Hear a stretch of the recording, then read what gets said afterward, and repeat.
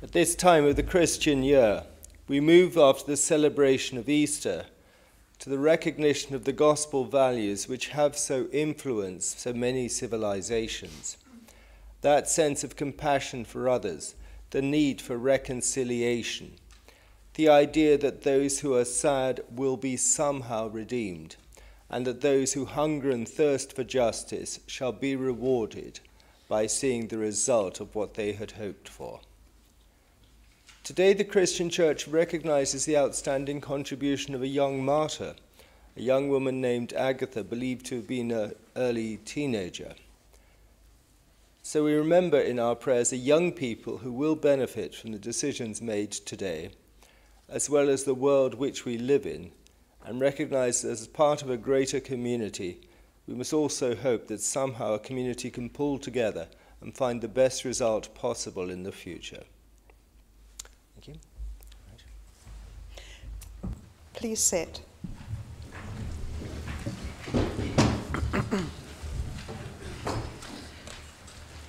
Please note that this meeting is being filmed for publication on the Council's website and YouTube channel. Therefore, if you are participating in this meeting, you are consenting to be recorded and to the use of those recordings for broadcasting. If you have any queries regarding this, please speak to a council officer after the meeting.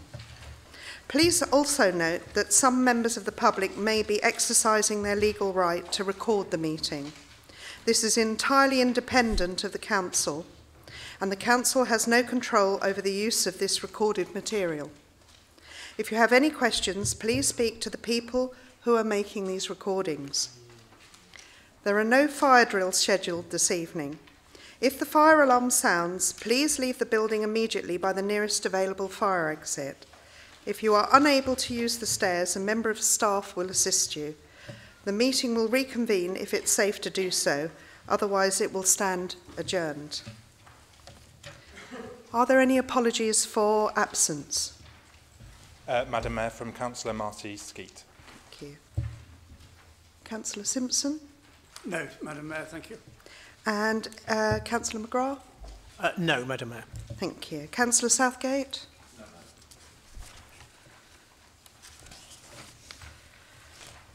Are there any declarations of pecuniary interest? Are the minutes of the meeting held on the 18th of September 2019 agreed? Agreed.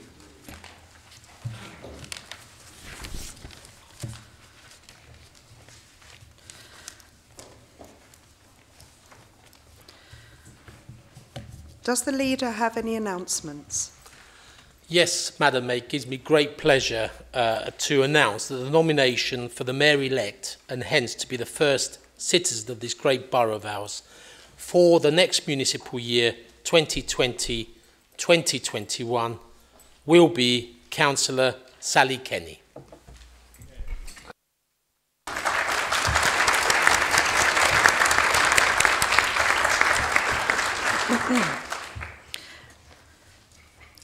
I'll keep it brief. We have a packed agenda, but it's been a long time since the last council meeting.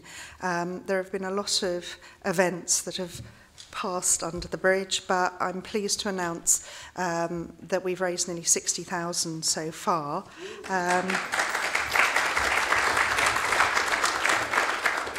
Thanks to everyone that grew a moustache for me that's here, and so I notice some of you have kept the facial hair, which is great.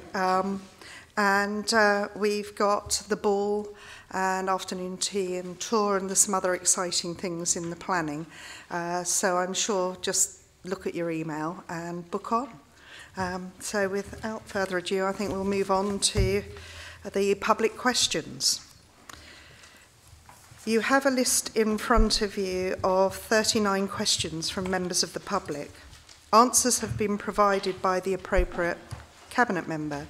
Each questioner now has the right to ask a further supplementary question. Please make your question brief and not a statement. I will call each person's name in turn based on the order the questions were received. If you would like to ask a supplementary question, Please indicate to me clearly, and I will ask you to come to the seat marked public questions in the front of the public gallery. We will get through as many as we can in the 15 minutes allowed. Please all note that your microphones will be operated for you, and please speak clearly. Firstly, is David Reid present? Louise Cole? Kevin Clark? John O'Sullivan? Nicola Mills? Joachim Tolley? Tony Burton? Clarche Gersales? Samantha MacArthur? Shipra Gupta? John Braithwaite? Tom Killick? Emlyn Williams? Samaya Ahmadinejad? Mary Butler? Mrs. Carpenter? Barry Smith? Jane Plant? John Davis? Nicola Debrett? Dan Debrett? Ian Veacock?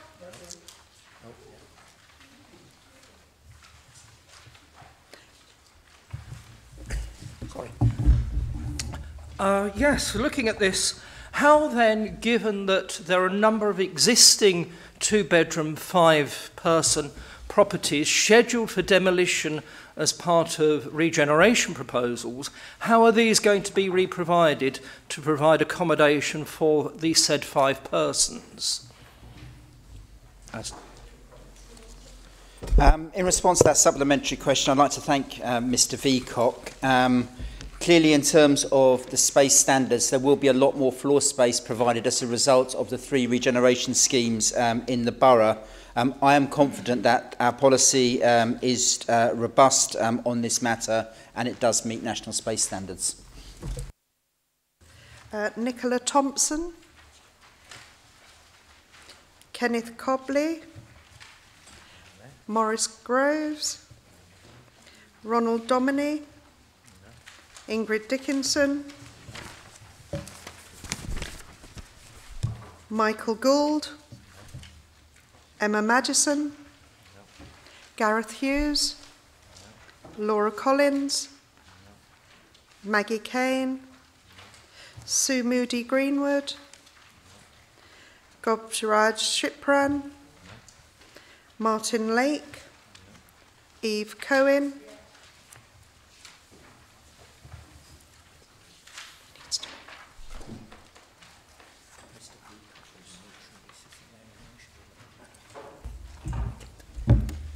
Thank you. I thank the Cabinet Member for his answer, and I'm very happy to provide additional information on the community's experience of green street sweeper sacks regularly being left for over a week. Street cleanliness is not helped by Veolia dropping recycling and rubbish when they collect, which they don't pick up once it's dropped.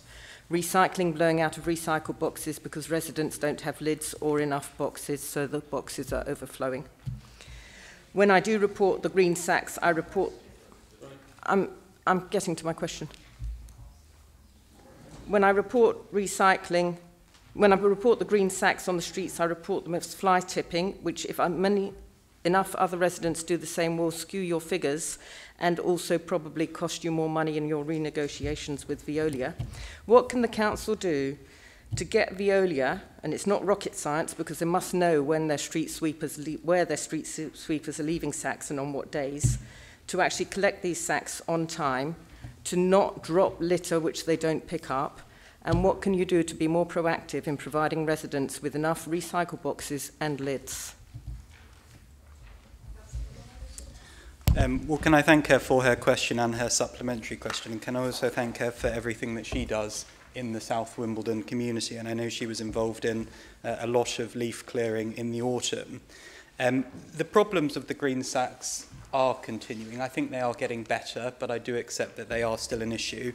I think the locations in which they're being left are now more consistent to the ones that we would wish them to be left than they were previously, but I accept that they are still left later than they should in some circumstances, and we will continue to push Veolia to ensure they are cleared by the end of that day.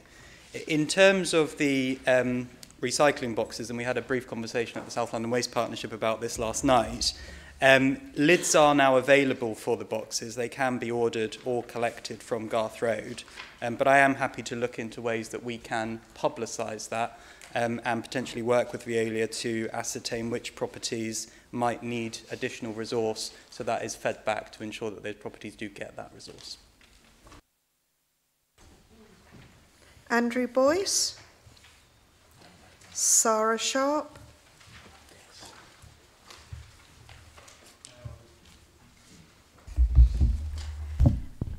Thank you for your response. It was a little bit predictable. When can we expect a clear schedule of action by the Climate Emergency Committee? Because it seems to be just one meeting after the other. And will the council's own property development company, Morantum Development, adopt anything to address the climate emergency? 4 live applications so far, nothing at all to do with regarding the climate emergency. And also, will the council sign up to the London Energy Transformation Initiative to cut carbon, net carbon in the borough, not the council, by 2030, not 2050? Councillor Byers is answering this one. So in respect of the climate emergency, we have had 4 meetings of the Climate Emergency Working Group now, and at the most recent meeting, the different subgroups that have been meeting to look at initiatives presented their ideas back. That's now led to a long list of ideas which has been circulated to the Climate Emergency Working Group.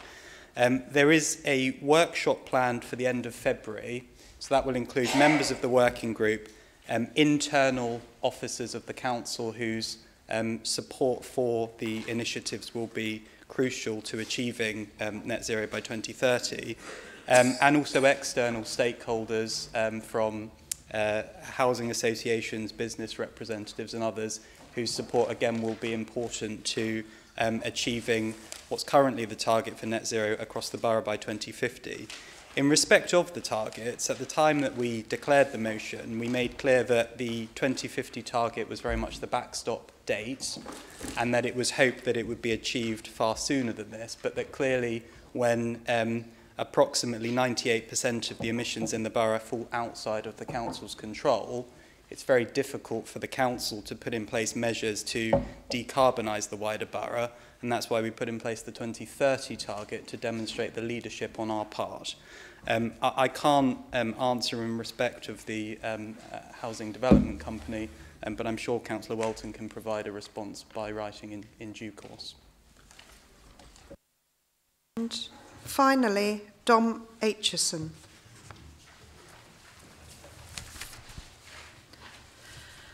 We will now move to item 6, Councillors' questions to Cabinet members. I will read out each member's name in the order they appear in the supplementary agenda and invite you to ask a supplementary question. Please ensure all supplementary questions are brief and not a statement, and we will get through as many as possible in 15 minutes. Firstly, Councillor McCabe. Thank you, Madam Mayor, and I'd like to thank the Cabinet member for his response. My supplementary is very simple. Does the Cabinet member recognise the utter frustration of local residents who wish to go to work, to take their kids to school, to do the shopping, to visit St Helier Hospital and go about their daily lives? And will he do all he can to just get this done? I'd like to thank Councillor McCabe for his supplementary, and of course we're doing everything possible to get this bridge fixed, because we do know that it has caused a huge amount of inconvenience to residents. It was an exceptional set of circumstances which led to its collapse last June. But now we have to focus on fixing, but also as well liaising closely with local residents, including having a newsletter a forthcoming meeting, but also as well a clear plan of action going to the Cabinet meeting later this month. I'd also like to place on record my considerable thanks to the work of Councillor McCabe, Councillor Irons and Councillor Annan Brittas, who have certainly been very active on this matter, but also as well the work of officers of this council in terms of addressing this issue. This is of utmost importance, and you will be seeing in due course that we are addressing this. Thank you. Councillor Bembo. Thank you. Thank you, Madam Mayor. These words have caused mystery. With the cabinet member and sure that the SMGN complete the work quickly as possible, and how is he ensuring the safety of the children walking to local schools in South Wimbledon? Thank you. I'd like to thank Councillor Nigel Benbow for his supplementary answer. Of course, we want to see these works completed as soon as possible and to actually get the traffic moving again. It's unfortunate, obviously, these road works will take a length of time, but it's essential that these works were actually undertaken, and lessons have certainly been learned from 2018. In terms of his further supplementary about the safety of local children, of course, obviously, we're working very closely with local schools. Your ward colleague and Cabinet Member for Education, Councillor Stringer, liaising closely with her, and also as well the local schools in the area, in particular Pelham School. Thank you. Councillor Akajinia. Thank you, Madam Mayor. I'd like to thank the Cabinet member for his response, and I'd like to ask what further steps is the administration taking to crack down on fly tipping? Well, can I thank her for her question and her supplementary question? As she will be aware, the draft fly tipping strategy was published last year and it was considered by the Scrutiny Committee at its meeting in September. Following that, it was discussed at the Collection Day workshops that were held by Public Space in the autumn, and I'd like to thank all colleagues who attended those because that's enabled us to build up a far more accurate picture of where the specific issues across the borough are. There's a further paper due to be discussed at scrutiny tomorrow evening, and members will be aware that additional resource has been put into tackling this issue with our contractor. The performance on clearing reported fly tips remains very good, but we do need to get far better at enforcing, and that means increasing our capacity to ensure that we can inspect far more. In addition to investigating more, I think we need to support our residents who are helping us to crack down on fly tips. And to this end, we are looking at creating an Enviro Crime Award, which would provide residents whose evidence leads to a fixed penalty notice or a prosecution with a financial reward taken from that penalty. We're also working with partners across the South London Waste Partnership around measures to lobby government for additional powers and resource. Councillor McLean. Thank you, Madam Mayor. And I am disappointed by the Leader of the Council's response. My question was a sincere attempt to show leadership on this key issue in bringing everyone together and to move forward. Instead, his response is frankly petty, and I say, Madam Mayor, if he is unable to show the required leadership, clinging to the politics of division, then perhaps it is time he went. Yeah. So I am going to give him another go. Does the Leader of the Council agree that now the United Kingdom has left the European Union, that it is time to look ahead with confidence and come together and move forward as one? A simple yes or no will suffice. Yeah. I thank the Leader of the Opposition for his original question and for his failure in his supplementary question to correct the premise of his original question, that is looking for future failure, looking to those who want a strong relationship with the EU, looking to the Council to support its EU citizens, looking for a relationship that binds us with our friends, our traders across the sea, across the channel. So we know you're a hard Brexiteer, and you've just confirmed that.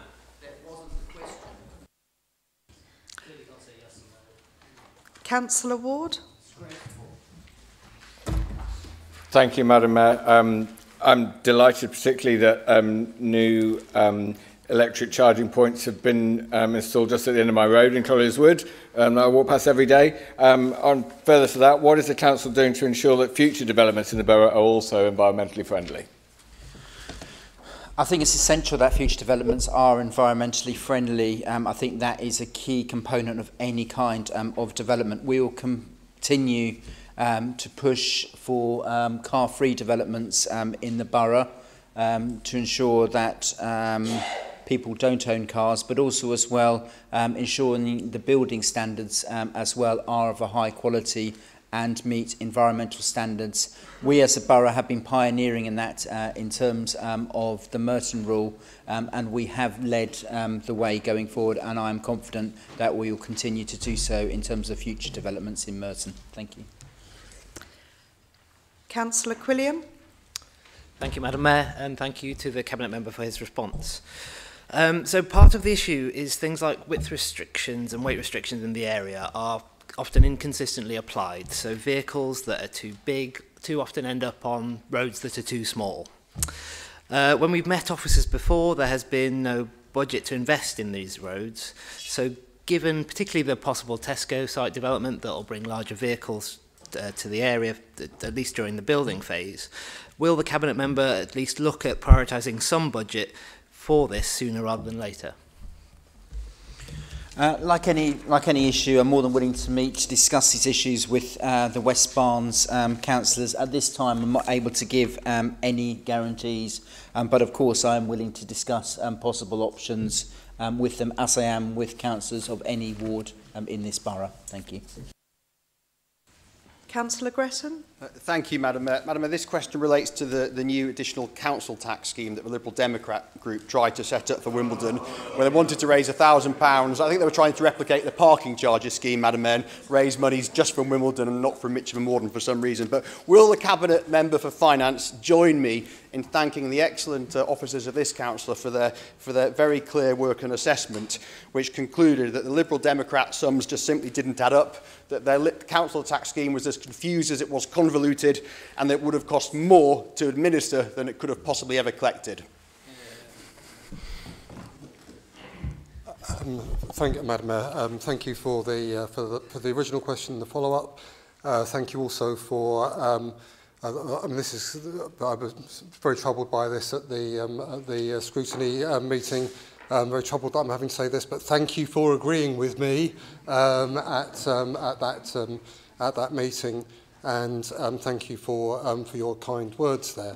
I think that we should recognise two things. First of all, that the Liberal Democrats brought forward their idea with the best of intentions, and they brought it forward because they recognise that funding for councils has been cut consistently since 2010, and it needs to be reinforced in some way. And we support the essential principle of that.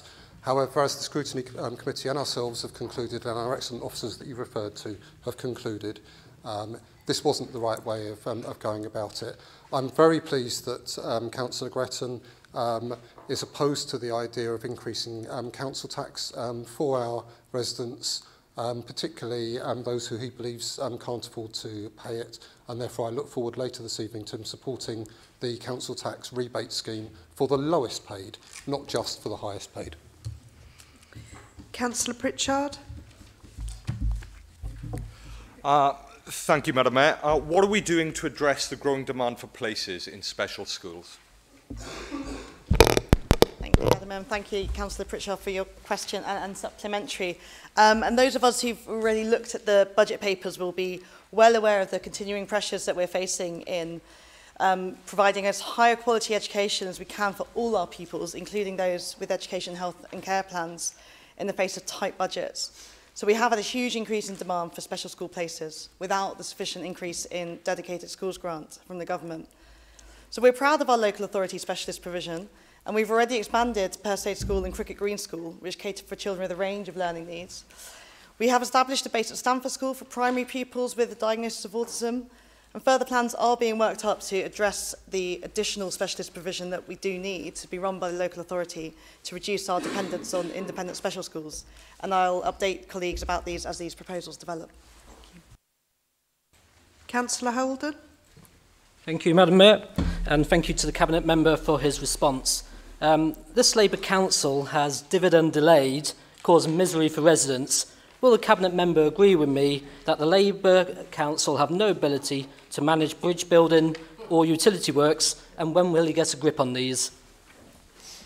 I'd like to thank Councillor Holden for his supplementary question.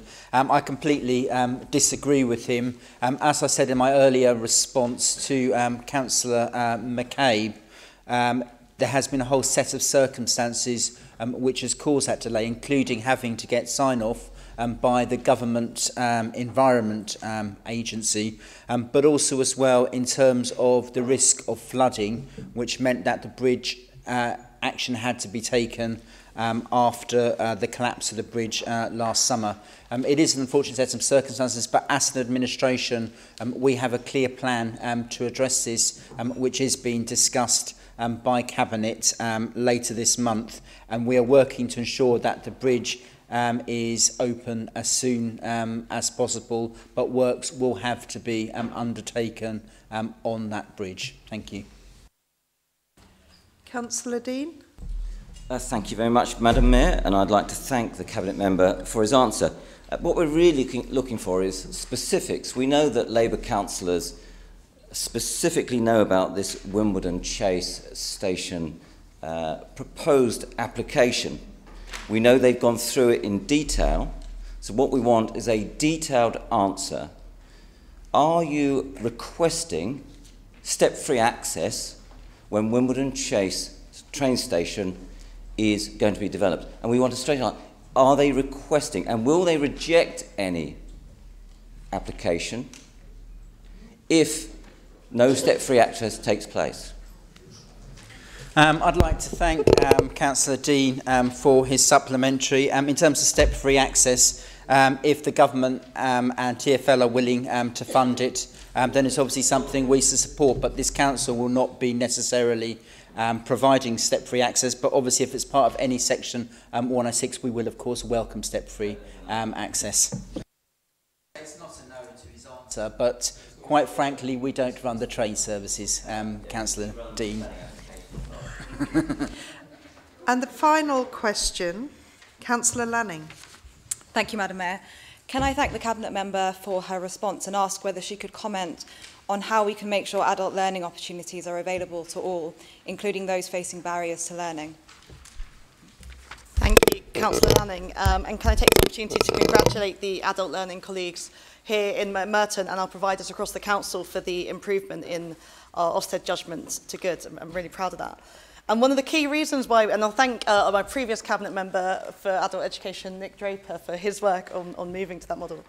And one of the key reasons we moved towards a provider, from a provider to a commissioning model, is so that we can ensure that our courses are open and relevant to all learners.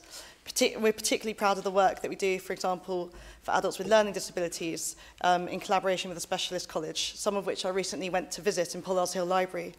One of our key performance indicators is to reach a high proportion of learners from the most deprived wards in our borough. And through commissioning a wider range of providers, we've extended our ability to offer courses through community locations that are more accessible to those learners. Thank you.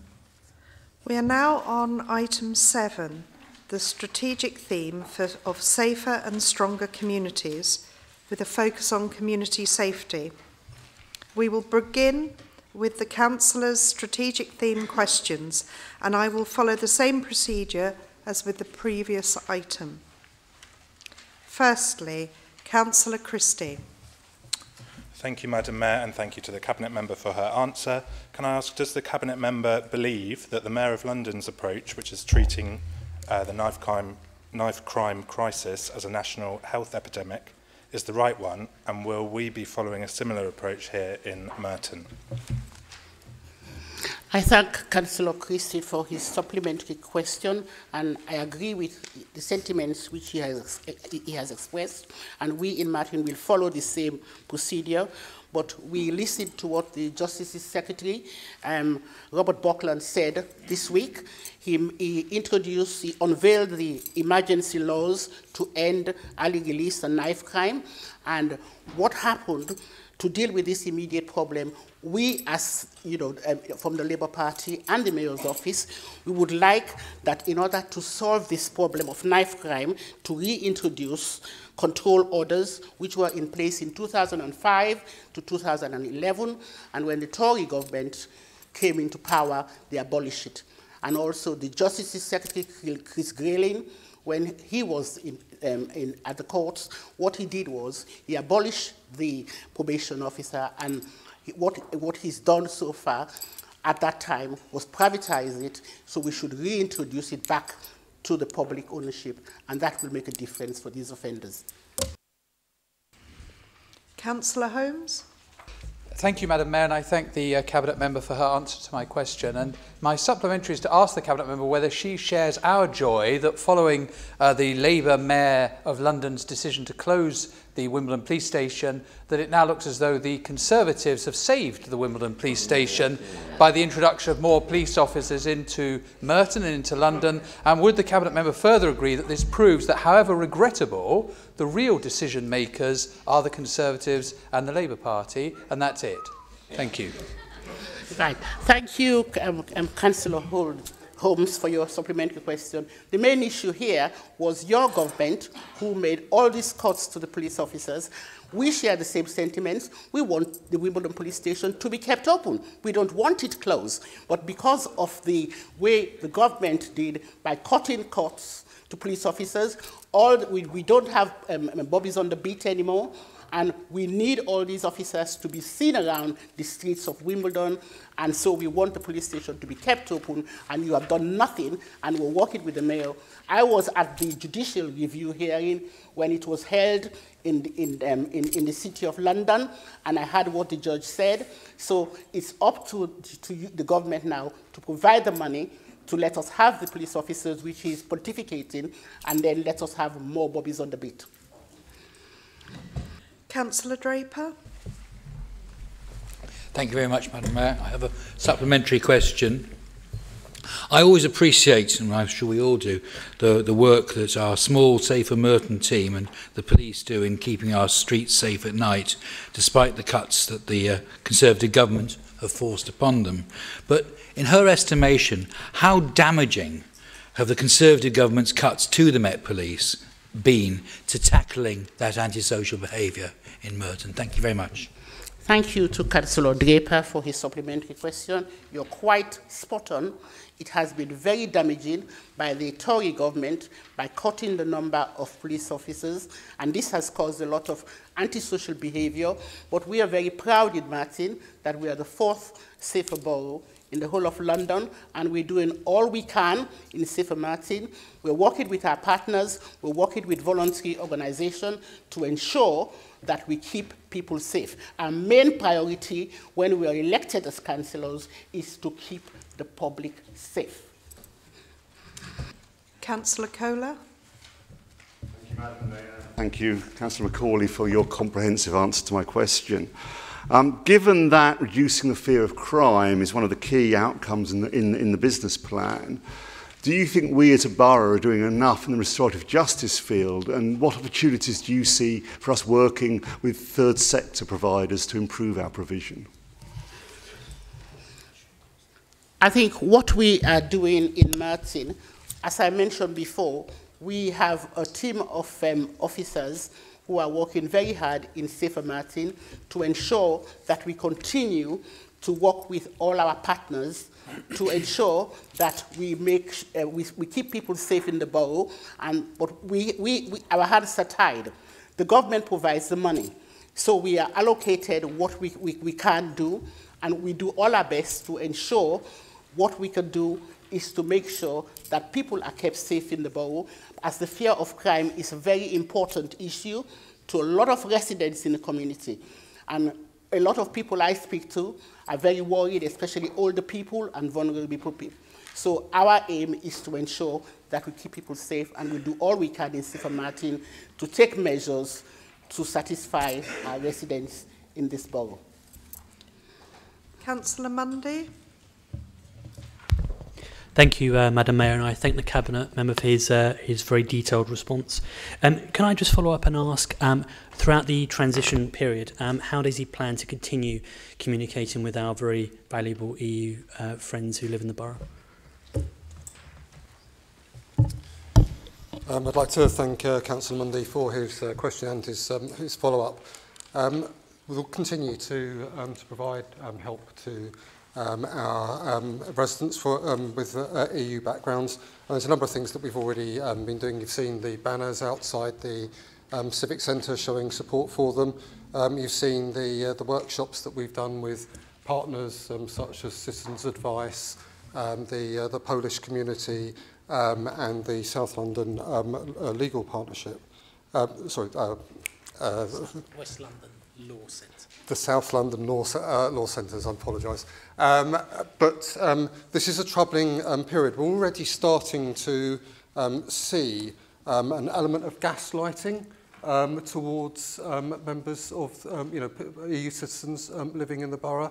We saw it after the initial referendum that crime and hate crime against EU citizens increased. And what worries me is this tone that we're starting to see now of people who are starting to say that if we're not making a success of it, it's due to people who are unhappy that we're going ahead with this. People from the European Union are unhappy about us leaving the European Union. They've put down their roots here, they love being part of Britain, and they're unhappy. And now they're being told that if they're not positive, if they don't move forward, if they don't come together, then somehow they will be to blame for all of Britain's ills in the future. That's not right. The future ills of this country are fully 100% down to the hard Brexiteers, such as the Leader of the Opposition. Councillor Omar Bush. Thank you, Madam Mayor. Can I thank the Cabinet Member for her answer? Does she agree with me that the Conservative government's plans to fund 6,000 more police officers in London represents the best way of removing the scourge of knife crime from our streets? Thank you, Councillor Bush, for your supplementary question. As I mentioned before, St. Martin has a knife crime plan which sets out a range of work covering prevention. We had a knife crime event in the summer, and it was attended by so many people. We had the views of a partnership and also our BME groups to see what can be done to prevent knife crime. The government has made so many cuts, and it's been very difficult for us in St. Martin, but we have very good officers who are doing a brilliant job to ensure that the residents of this borough are kept safe at all times. Councillor Henry. Thank you, Madam Mayor. I would like to thank the Cabinet Member for a response. What more can be done to ensure that young people in our borough remain safe? Thank you to Councillor Henry for her supplemental question. I must say that is a very big question and probably more than can be done to answer it in the short time I have. What I'd say is that it starts with supporting parents to keep their children safe and moves through to creating welcoming communities with positive opportunities and healthy alternatives to crime, as well as reduced risks for them. I think we need to focus on the things that the young people say themselves that they fear, which includes things like knife crime, drug dealing, but also they'd like us to help them to build better relationships with the police. So all of that is encompassed in our Children and Young People's Plan, which we'll be working through. Thank you. Councillor Gould. Thank you, Madam Mayor. The Council says it wants a strong focus on the voice of the child and young person. Could the Cabinet Member commit to doing just that with a consultation with the Youth Parliament, school children, school groups, and take up their recommendations for improved planning on roads and cycle paths, for improved street lighting and lighting dark alleyways to bus stops, so that the children and young people can feel safe on their journeys to and from school? Thank you.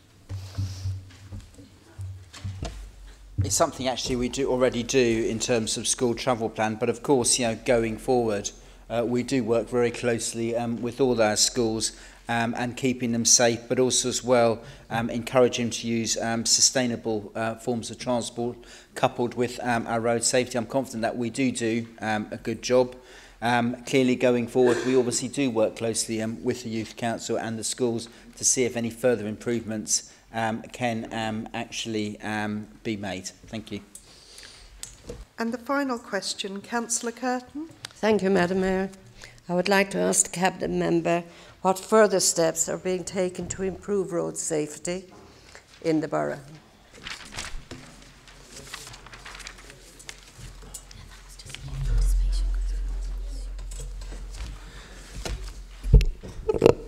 Clearly, in terms of 20-mile-per-hour zones, we are glad in terms of the progress that has actually been made in terms of that.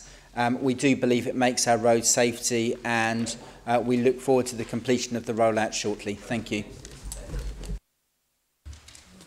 Please note that the remaining member questions and answers will be circulated after the meeting in line with the constitutional requirements. We are now going to deal with the strategic theme main report. I'm going to invite a Cabinet Member to present and then seek a seconder. I will then invite any members that wish to speak on the main report to do so. After that, we will take the motions and vote on them. Finally, we will then vote on the main report. Councillor Macaulay, please present the strategic theme report. Thank you, Madam Mayor.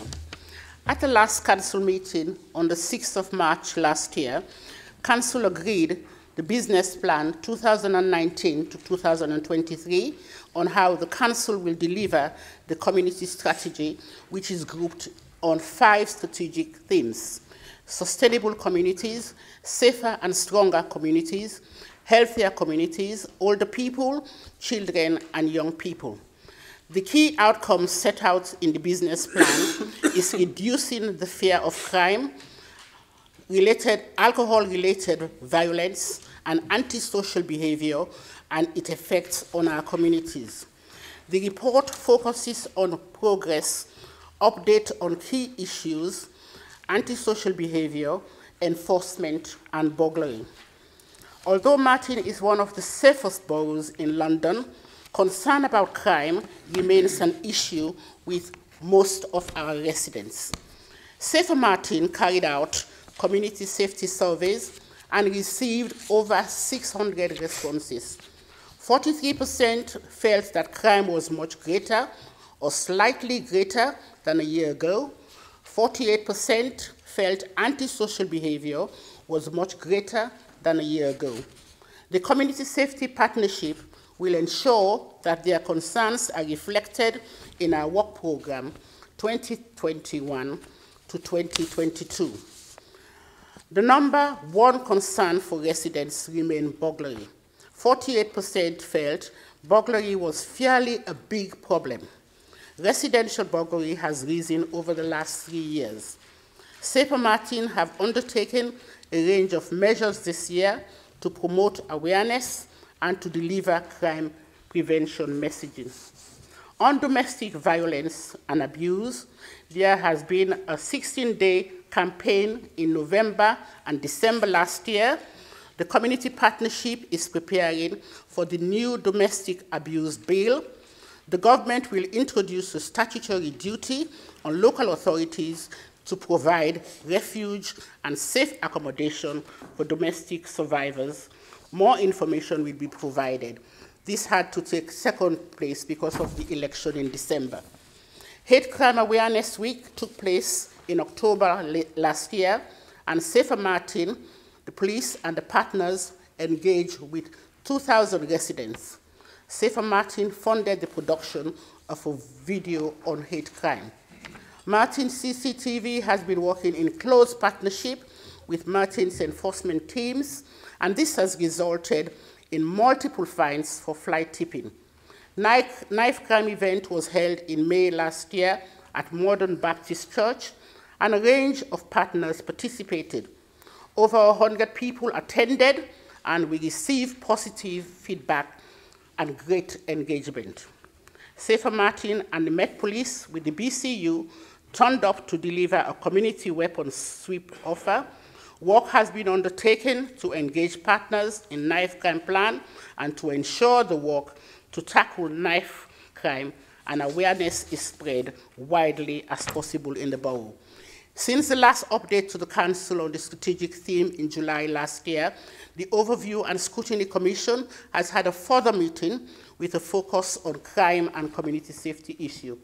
The BCU commander and head of Safer Martin provided reports to the Commission meeting in September 2019, together with the latest crime statistics, and answered members' questions on a wide range of issues, including knife crime, stop and search, resourcing level, and policing. Madam Mayor, I move the report.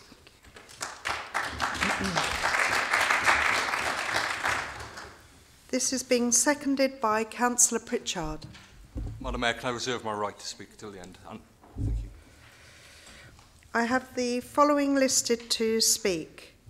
Councillor McLean. Thank you, Madam Mayor. May I begin by thanking the officers for preparing this report. I also wish to acknowledge the dedication of the Safer Merton team for working to keep the borough safe.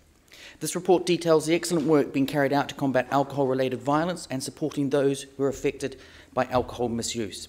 In particular, the local alcohol action area that focused on the nighttime economies in Wimbledon and street drinking in Mitcham.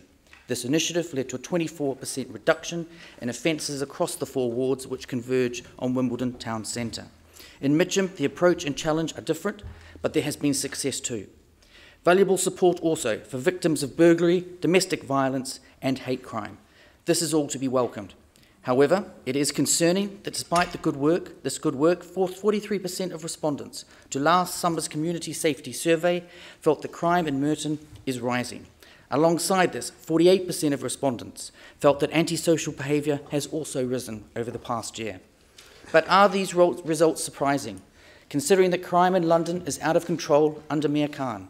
Knife crime up 39%, burglary up 36%, muggings up 58%. And what is Mayor Khan's response?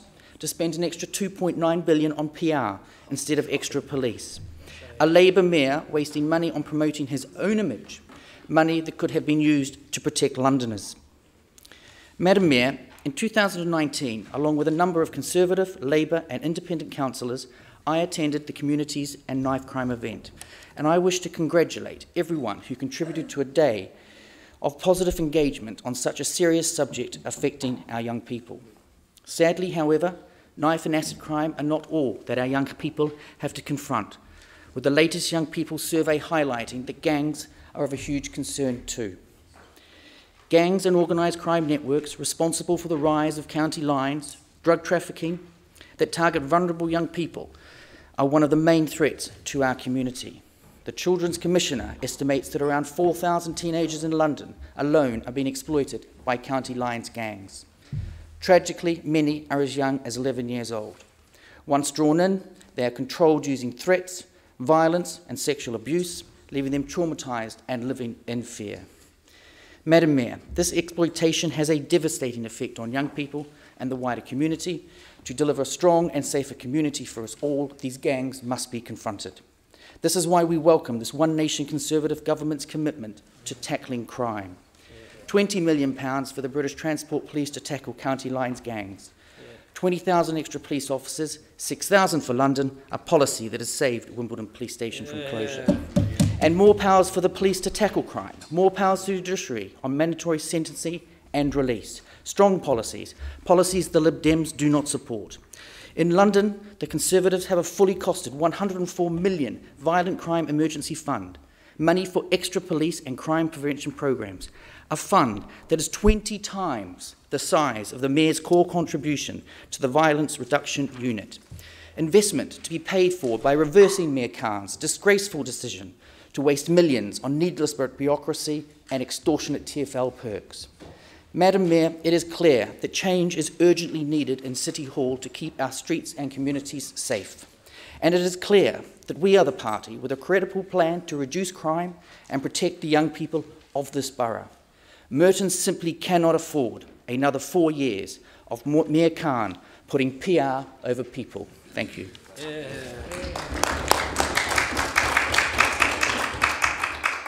Councillor Kohler. I'd like to begin by thanking the officers for preparing this report, in particular the Contact Officer Neil Thurlow, who I've worked with on locations abroad and CCTV provision, and known to be an excellent committed public servant who works tirelessly to keep Merton safe and make it safer. What follows is not there for a criticism of him nor any of his fellow officers, but a criticism, or perhaps a lament, about the absence of political leadership evidenced by this document. Yes, we do indeed live in one of the safest boroughs in London, but that has almost become our problem, as resources are increasingly hived off to other areas. What no one here seems to have noticed is that when the Wimbledon BCU was merged with Wandsworth, Kingston and Richmond, the total complement of police officers was reduced by 19%. We went from 1,376 officers across the 4 BCUs to 112 overnight. You're not going to get those back, even with Boris Johnson's largesse. But when I look in the document, I see nothing about a strategy to address that potential crisis in Merton policing. Where is the political leadership required to address this problem? All that appears to have been asked for in the report is an update on progress made against our business plan, because we are, after all, a business-like council. It's all eyes-down detail with no eyes-up vision. And we're turning to the detail. That's a little more than platitudes. Para 2434 says that Merton is working with the police and probation service to help reform offenders. But not how it's working, not how effective. That would have been an opportunity to talk about restorative justice and look at the money that's available for it. Paragraph 2435 tells us that we have undertaken a focused problem-solving approach to help prevent burglary. What on earth does that mean? There's nothing in the document to tell you. I wonder if anyone on that side could tell us. And so it goes on. Weapons sweeps, but nothing about how effective they are. Reference to a Home Office-funded early intervention youth scheme, but nothing about what has been achieved for now, nor how. So the detail's poor and the vision is non-existent. Merton deserves better than this. Thank you. Councillor Pritchard. Thank you, Madam Mayor. This debate is very much an example of 2 very different approaches to the policies that affect our residents. One is rooted in denial, partisan politics and disingenuity. We're attacking the Mayor of London, praising Conservative MPs and ignoring the impact of 10 years of Tory government is a priority. The other, led by Councillor Macaulay and our excellent officers, is rooted in reason, reality and a recognition that while Merton is consistently one of the safest boroughs in London, concern about crime still remains an issue. As Councillor Fairclough has previously acknowledged, a lot of things in this area are outside the Council's direct control. But this has not stopped Councillor Macaulay tackling head-on the work that can be done to make our streets safer and our residents more secure. Community cooperation has been the heart of our approach. Working across our borough, this Labour-led council has worked with residents and partners not to do things to them, but to achieve success with them. It has employed a flexible approach that offers different measures to cater for the specific needs of people and places within our wider community. Whether it's the 2-year pilot of the local alcohol action area, which has reduced alcohol-related violence in Wimbledon, the Safer Merton patrols to enforce public space protection orders, the prioritisation of antisocial behaviour investigation and enforcement, the nationally lauded Community Risk Assessment Conference, the hate crime advice surgeries, awareness weeks and educational videos, or the knife crime events and weapons sweeps. What is clear is that this council is both tough on crime and its causes. But, Madam Mayor, running in parallel to these local success stories is a decade-long tale of national neglect. A tale where the antagonists, the Tories, faithfully aided and abetted in part by the Liberal Democrats, have forced councils to cut real-term spending on youth services by 40% in the past 3 years, have reduced the number of youth workers in our communities by over 3,500, have cut funding to police and crime commissioners by 30%, have cut funding for services for young people by 70%, have cut funding for youth offending teams by half, and have cut 20,600 police officers, as well as thousands of PCSOs and civilian support staff. This is a story that resulted in both the rise in serious violent crime, with key crimes such as knife crimes still rising, and public prosecution rates falling to an all-time low. And in the last reporting year alone, we've seen a 7% rise in offences involving knives or sharp instruments, with the biggest rise of 17% being not here in Labour-led London, but in the Tory-controlled West Midlands, where Andy Street is singly failing to follow the political lead of our own Mayor, Sadiq Khan. Madam Mayor, this sorry tale has now resulted in a situation where the National Audit Office now reports that it does not know if the police system is financially sustainable. And when the Home Office says that they have just secured the biggest police funding settlement in a decade, we know what they really mean is that this is the first time in a decade that they have not imposed austerity on the police. Madam Mayor, given all these facts and what these numbers and policies really mean for people in communities across the UK, I cannot help but conclude that this government and the three that preceded it have failed in their first duty, to prioritise upholding the safety and security of our citizens. And I, for one, am glad that Councillor Macaulay and this Labour-led council takes that responsibility far more seriously than they do. I am delighted to second her report.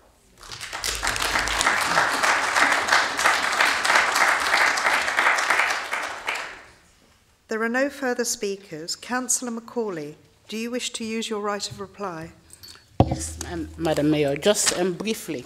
I think it took, just to respond to Councillor McLean, it took 2 attacks, one in December in London Bridge and one over the weekend in Streatham, for the government to unveil emergency laws to end early release of extremism and also knife crime. Boris Johnson said during the election campaign in December that he will lock offenders and throw the keys away. No action was taken until the second attack took place. Now, we hear from the Justice's Secretary, Robert Buckland. He has finally come to sense to unveil the Justices Act. So, it's your government that is responsible to make sure that residents in the whole of the country is kept safe. Thank you. We will now consider the first strategic theme motion. Councillor Kohler, please present this motion. Thank you, Madam Mayor. I'm pretty sure I speak for everyone in this chamber when I say that Wimbledon Police Station should be retained. We all agree that all we do is bicker about it. What must our electorate think if we as councillors can't even agree about things we agree about? In my campaign to save the Wimbledon Police Station, I reached out to both Labour and Conservative politicians before commencing the legal action, all to no avail. But whilst only the Lib Dems formally supported my legal challenge, residents of all political hues contributed to the crowdfunding, eschewing tribal allegiances for the good of the community, like we should do a bit more in this room. As a result of the court action, the station was reprieved. That's why it remains open today, unlike 36 others in the capital that were either sold, mothballed, or otherwise had their front desks closed. However, as I said at the time, and my Tory colleagues like to quote out of context, that did not mean its long-term future was secured, but it did give us a fighting chance. On the day of the verdict, Councillor Gretton, bless him, came down to the court to congratulate me in person. A new mood of cross-party cooperation appeared to be dawning. Councillor Holmes and Southgate accepted my invitation to speak at a public meeting I organised. was, of course, a forced storm. Ever since that day, the Conservatives have sought to play down the significance of the court case and now arguing only extra police officers will secure the station's long-term future. This is not only disingenuous, but also a dangerous deceit to peddle. Firstly, as the police officer in charge of Wimbledon Police Station has said on a number of occasions, both publicly and privately, the few extra police officers that Wimbledon might get from Boris Johnson's newfound largesse would not make a significant difference to deciding whether or not the station should be retained. Particularly given that Boris definitely will not replace the 19% loss that occurred with the subsequent merger of the BCUs. Paradoxically, therefore, it plays into the hands of those in Mopac who want the station sold. As for the foreseeable future, we will have fewer police officers in Wimbledon than we had when the decision to sell the station was originally made. Secondly, it gives Sadiq Khan an excuse to put off a decision he and Mopac have been sitting on for almost a year, after our BCU commander, Sally Benatar, instituted a review that focused on the operational importance of Wimbledon Police Station. However, according to Merton and Wandsworth representative on the London Assembly, a decision to retain the station has already been made. I'm grateful to Labour's Leonie Cooper for being so candid in her report to last week's Wimbledon Community Forum. So let's strike whilst the iron is hot and get that formally confirmed. I move the motion, Madam Mayor. This is being seconded by Councillor Bakari. I'd like to formally second and to add my thanks to Councillor Paul Kohler and the Liberal Democrat team. It's the Liberal Democrat team and Paul Kohler who've worked tirelessly in the campaign to save the police station. And I know, I've seen Paul myself working hours and days into building up the case for the judicial review. And despite the Conservatives' bizarre amendments, everyone here has to admit, and including the Mayor of London, knows that it was Paul and the Liberal Democrat campaign that saved Wimbledon Police Station.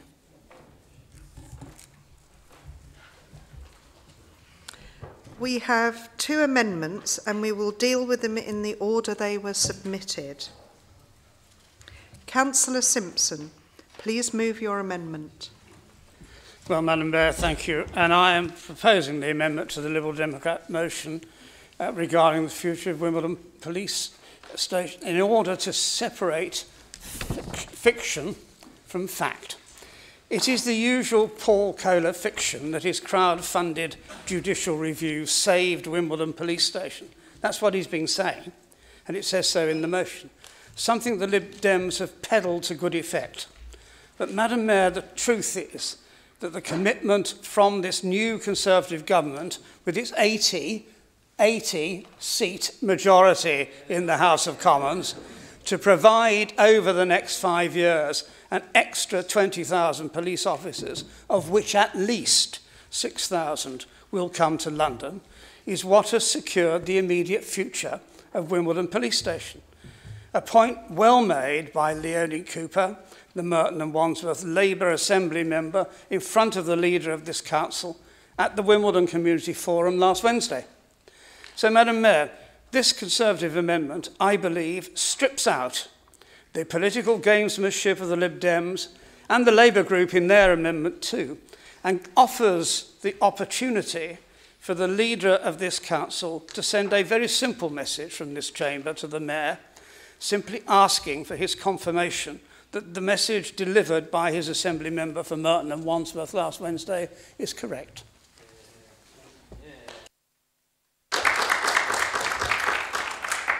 This amendment is being seconded by Councillor Holden. Thank you, Madam Mayor. I'm seconding this motion tonight against the Liberals. I wholeheartedly agree with my Royal colleagues, Councillor Simpson. He very eloquently put the case. I would like to put on record my congratulations to Stephen Hammond, the Conservative Member of Parliament for Wimbledon, for his work on saving Wimbledon Police Station. Madam Mayor, I agree with the point made by the Labour Assembly Member for Wandsworth and Merton, who rightly said it was the Conservative government's plans to hire 20,000 more police officers which will secure the future of Wimbledon Police Station. So will the council leader, without dither or delay, write to his Mayor of London to get this confirmed in writing? I second this amendment. there are no further speakers, Councillor Kohler, do you wish to use your right of reply? Just briefly, Madam Mayor, on the motion or on the amendment, I feel a bit like Trotsky. I've been completely airbrushed out of it, but I can live with that. But I find it amazing, and it just shows the contempt that the Tories have for the electorate, that you seek to airbrush the electorate out of it as well. It's incredible. They did crowdfund. Lots of your supporters joined in the crowdfunding, and you want to airbrush it out. And we're told it's a fiction. That's not a fiction, it happened. There was a court case, it happened. You pretend it didn't, but it did. This is an atrocious amendment and absolutely shows the arrogance of this lazy Tory opposition. I will now call for a vote on the amendment. Can I have a show of hands in favour?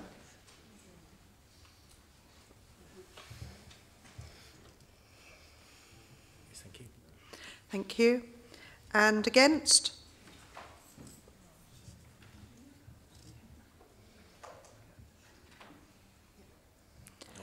Thank you. And anyone not voting?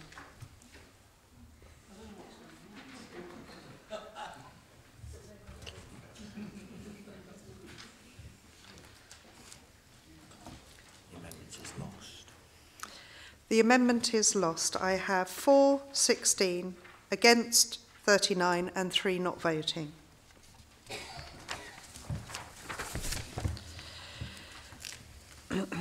I will now move to the Labour amendment. Councillor Pritchard, please move your amendment. Thank you, Madam Mayor. I won't dither and delay, as I've already said much of what I wanted to say about the excellent work of this council a moment ago. But I do recall that in my maiden speech just under 2 years ago, I spoke of the hypocrisy of the Conservative group in waving the flag of law and order in one hand and the flag of the Conservatives in the other. Though the leadership of the group may have changed, this tendency towards disingenuity persists. But at least with the Tories, you know where you stand. Party before people and little pretence otherwise. The Liberal Democrat group, though, is a far more peculiar beast. In truth, if the choice had been mine, I would have opposed this motion outright, and not just because of the poor English. This motion represents so much that is wrong with the Liberal Democrats right now.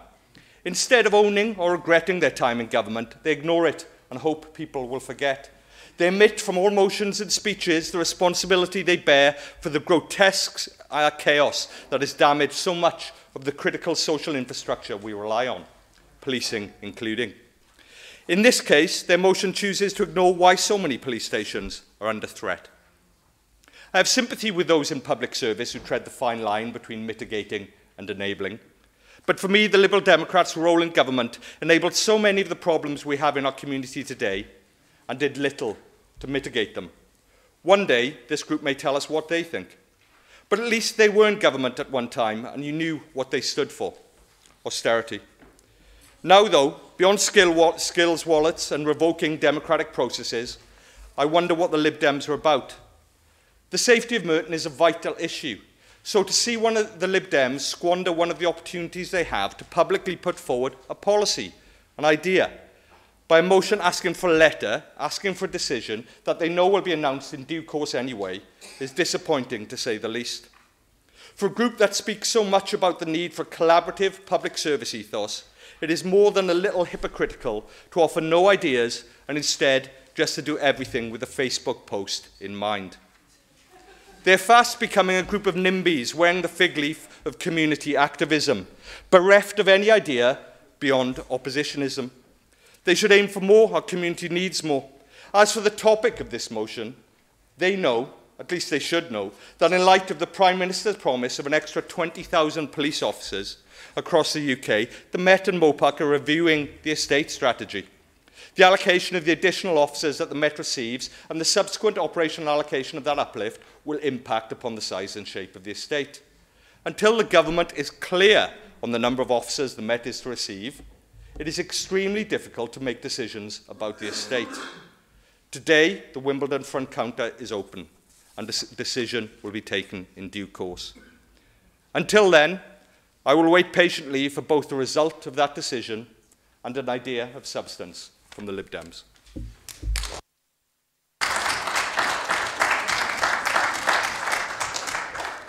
The amendment is being seconded by Councillor Macaulay.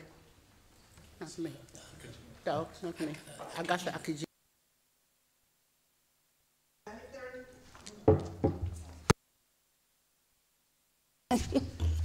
Thank you, Madam Mayor. Madam Mayor, we know that over the years since austerity measures were brought into the Metropolitan Police, has had to make massive savings of over 600 million. These cuts have put people in danger.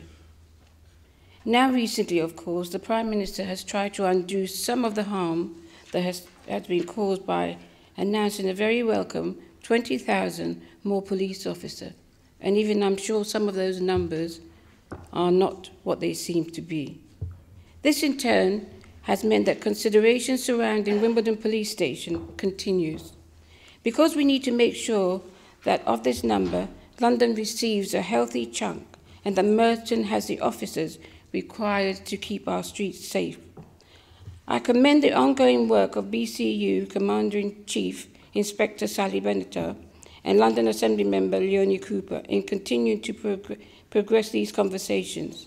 And I welcome Mayor Sadiq Khan calling for numbers of policemen and women that London needs. We need to join his voice and call for the number of police that Merton needs to make sure that we help our residents as much as possible. I second the amendment.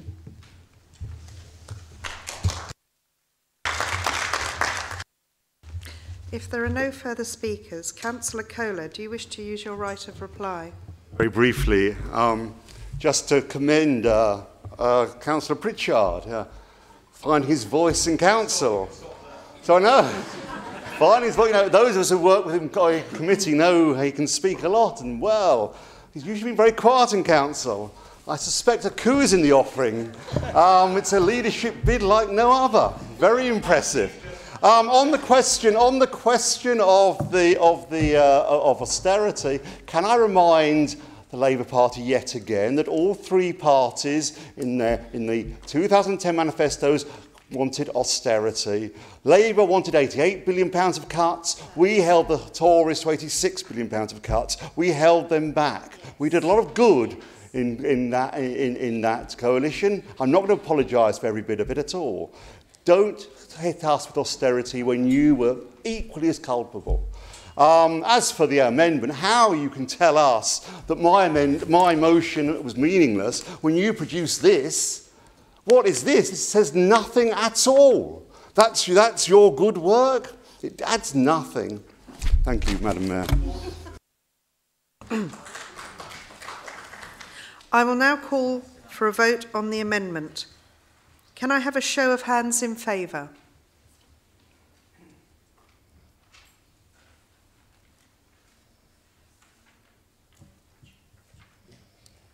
Thank you.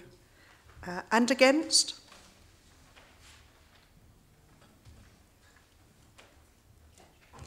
Thank you. And those not voting?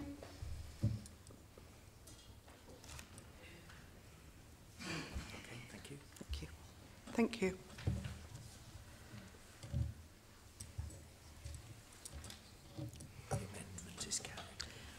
The amendment is carried. 32 for, 7 against and 19 not voting. I will now call for a vote on the substantive motion as amended. Can I have a show of hands in favour? All those in favour?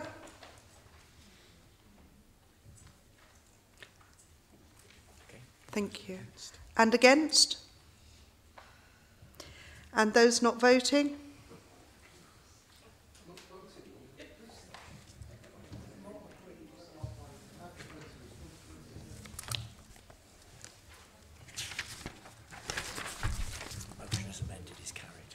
The motion as amended is carried.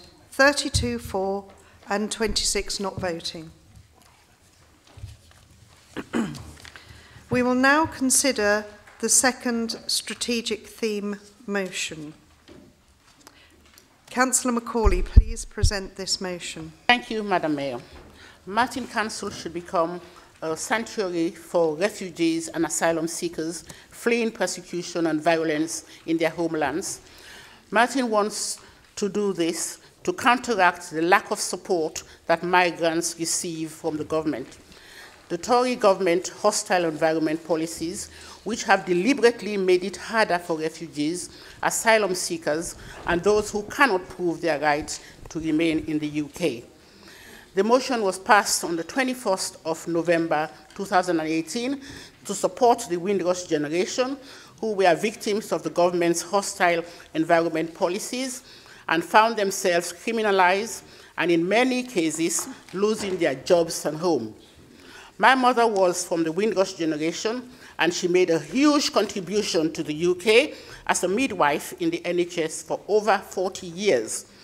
We should continue to highlight and celebrate the contributions of refugee, asylum seekers, and migrant communities in Martin. Emperor Haile Selassie of Ethiopia sought sanctuary in Martin in 1936, following the Italian invasion of his country. He sought sanctuary with the Seligan family in Wimbledon. His statue is in the Canazzari Park. That the council currently supports vulnerable households who have no recourse to public funds due to their immigration status. Martin received no funding from government to support these households. The underfunding of the immigration system results in application being subject to long delays. This takes a terrible toll on those who are affected, as they are excluded from fully participating in society. Such migrants are granted leave to remain in the UK, but have no recourse to public funds and feel the impact of unjustifiable high and unreasonable legal fees for immigration applications. 2 families have been settled in the borough through the community sponsorship scheme. The families are supported by the Salvation Army and the Wimbledon Synagogues project. And more faith groups are considering sponsorship for refugee families. Council believes that Martin should be a place where it welcomes those from around the world. Also, Martin values enormous contributions that refugees and migrants have made and continue to make in the borough. Taking into account all what I've mentioned, Council resolves to call on the Cabinet to declare Martin a borough of sanctuary, work with community groups and the Compact Board to develop a coordinated framework to support and help refugees, and also to work with BME organizations, lobby the government to reform no recourse to public funds so that they are no longer blocked from participating in society for years to come, and also to challenge anti-refugee and migrant attitudes. Madam Mayor, I support the motion.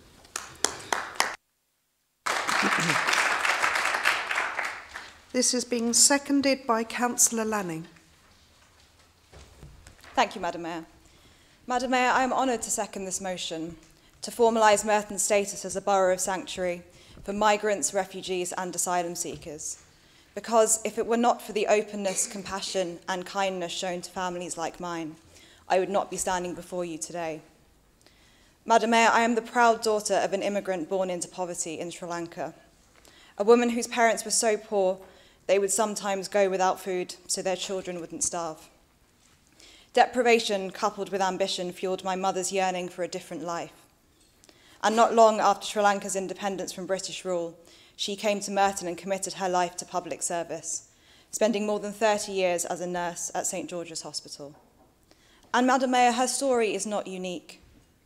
I wonder if it's similar to the stories of almost half of our Merton residents who, like her, were born outside the UK.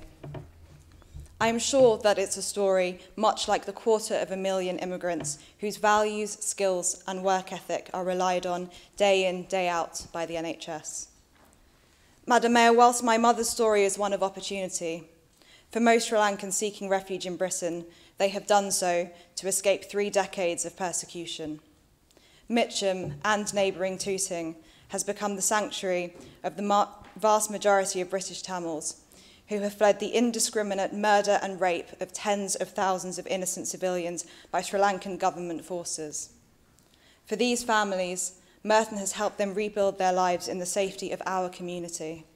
And I am proud that we are going further to provide refuge to those who are simply not as lucky as us, such as our recent commitment to increase the number of unaccompanied child refugees we will welcome over the next 10 years from 30 to 50.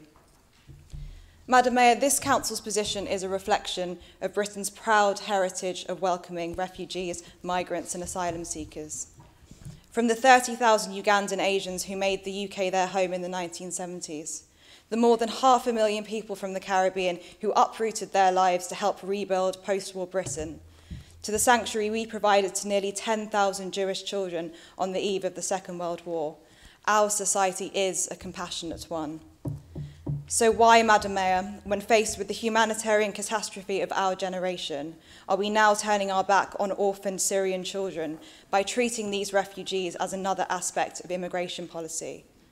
Why have we been denying the legal rights of the Windrush generation? And why have we been threatening EU citizens with deportation? Madam Mayor, the government might be keen to perpetuate its hostile environment, close its borders and lock its doors, but on this side we're saying not in Merton. It isn't enough to commemorate our history if we fail new generations of refugees today. Reflecting on Holocaust Memorial Day last week, the fate of Jewish refugees in the 1930s should be a lesson about the consequences of indifference and inaction today. By making Merton a borough of sanctuary, we recognise the historical echoes as refugees crowd European train platforms and wait in reception camps. Europe declared never again, and in Merton at least, we will pledge to play our part. Thank you, Madam Mayor.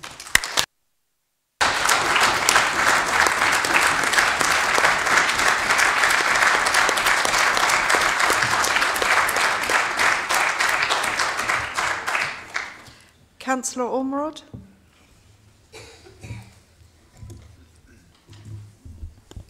Thank you, Madam Mayor. Not many of us here can truly understand how difficult it must be for individuals to be displaced from the country that they know and have lived, and must be incredibly distressing for them.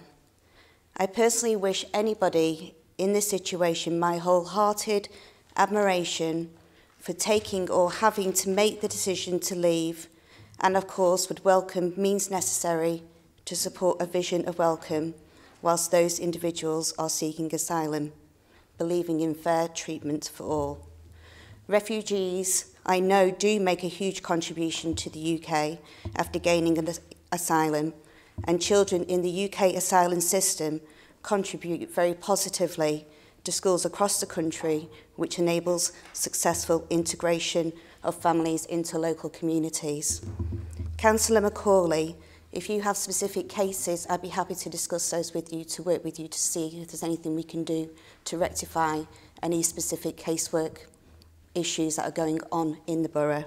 And we will therefore be supporting the Labour motion. Yeah.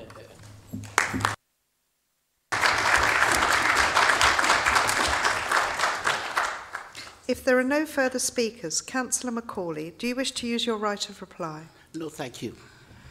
I will now call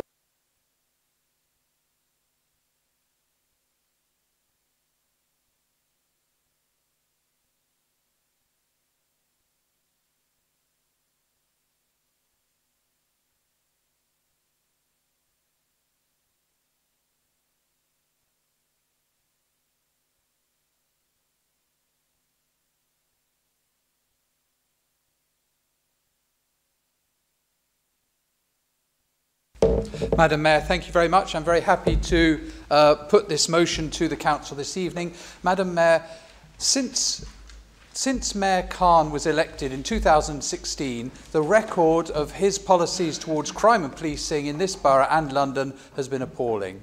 He put himself forward as somebody who could be a leader, somebody who we could trust to make the tough decisions in the right way, somebody who has what it takes to be mayor. Well, we can't, and he doesn't, Madam Mayor. The record speaks for itself, and we're seeing it this evening. Knife crime up by 52%, robbery up by 59%, gun crime up by 30%. So how has the Mayor reacted to these appalling figures? Has he changed direction? Has he apologised? Has he introduced new policies? No, he hasn't. He has not shown leadership at all. What he has done is blame everybody else. This man who said to us he could lead, can't. This man who said that we could trust him, in fact is saying it's everybody else's fault. This man who says that he has what it takes to be mayor is in fact running away from those responsibilities. Madam Mayor, Mayor Khan cannot be trusted to make the right decision, and we have seen that with the closure of Wimbledon Police Station, with the announced closure of Wimbledon Police Station. A policy that has had serious effects here in Merton, that has made a lot of people worry and has caused a big debate in our community. The fact is, Madam Mayor, although it is unpopular for Labour councillors to take this on board, it does appear that Wimbledon Police Station has been saved, and has been saved by a Conservative government decision to introduce 20,000 new police officers into the country and 6,000 police officers into London. And therefore, despite the amendments that have been put tonight, Madam Mayor, we would urge Council to look at what we've said, to recognise Mayor Khan's failings, to recognise the recent announcement, and to support our motion. Thank you. Well done.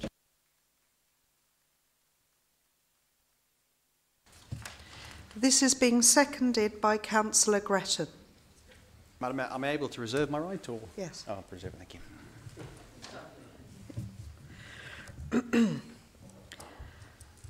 We have an amendment. Councillor Ward, please move your amendment.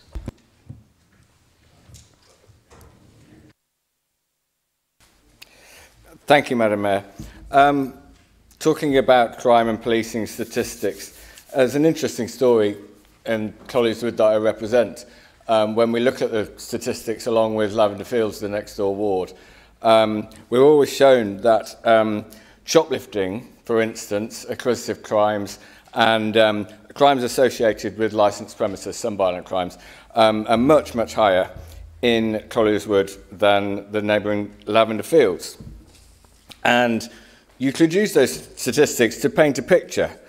The actual situation is that the Collieswood includes Sainsbury's, the Tandem Centre, a large and bustling high street with many licensed bars and premises. And the next door Lavender Field is largely residential and has very few licensed premises or retail outlets.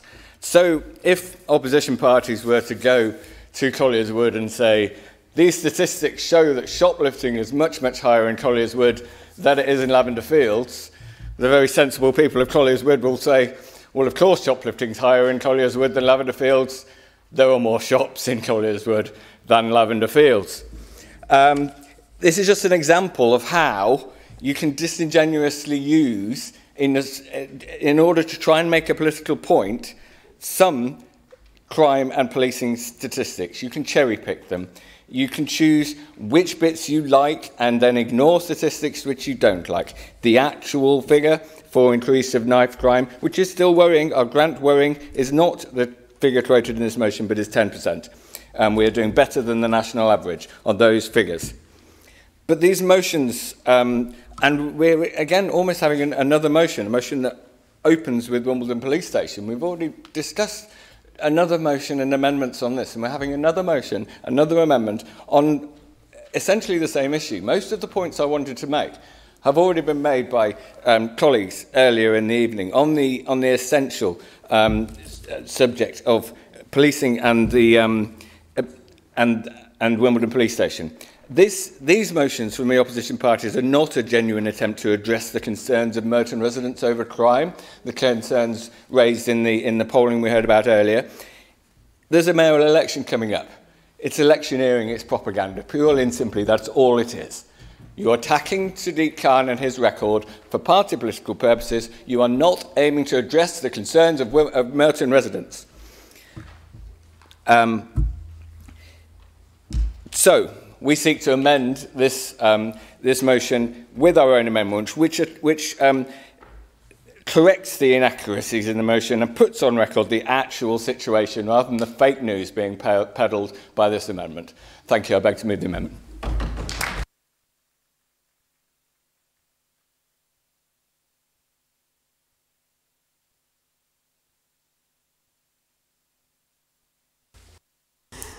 Okay, since 2010, the Metropolitan Police across our great city of London, the people who keep us and our streets safe and secure, have had to find a shocking £600 million in saving to secure.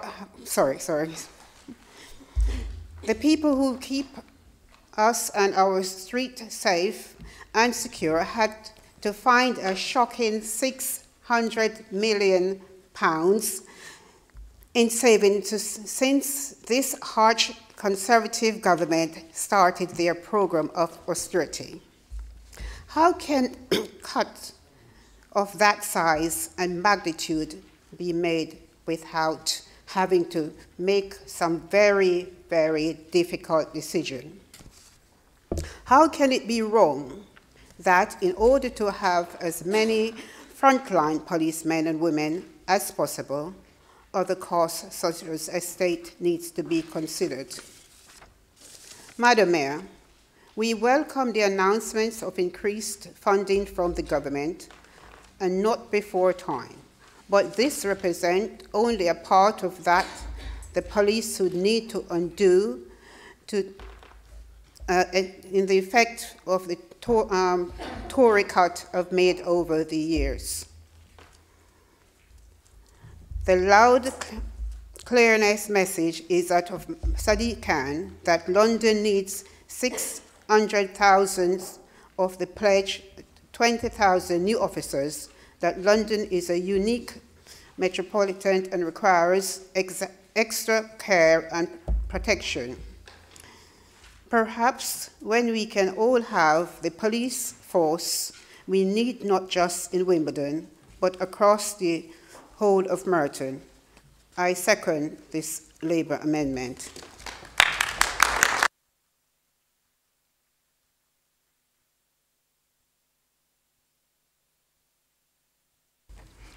Thank you. Madam Mayor, I'm not going to say much about the first part of this motion. We all know that Sadiq Khan has presided over an increase in crime, something he's dealt with the same latitude that's characterised his approach to London's other problems, from delays to Crossrail to his failure to meet his promises on affordable housing. He can't even build anything like the number of trees, plant the number of trees he promised to plant. I'd like really to talk about the second part of the motion, and here I'm afraid, Madam Mayor, we enter the rather strange world of Tory statistics.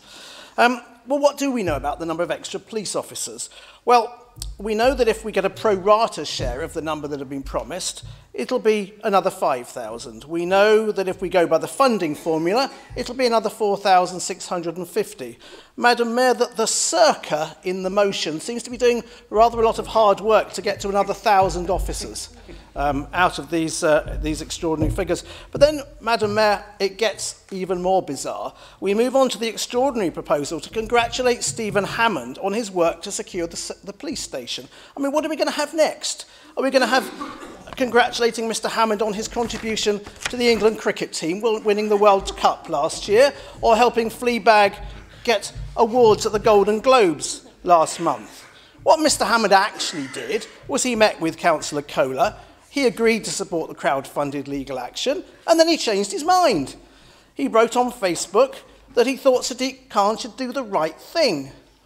He shares, of course, with the leader of the council, a rather naive trust in Sadiq Khan doing the right thing, and an unwillingness to support the legal action, which, as we know, is the thing that stopped the front counter being shuttered. So, Madam Mayor, we won't be voting for this motion. We're actually going to carry on doing things that make a difference and not go in for this, I can only describe using a word that's a favourite word of the Prime Minister, piffle. I better say something, I suppose, about the Labour amendment. If you really think that any of the Mayor's campaigns have been hugely successful, I suggest you go out and talk to some of the people in the streets, none of whom agree with you he's been successful dealing with crime. Thank you, Madam Mayor.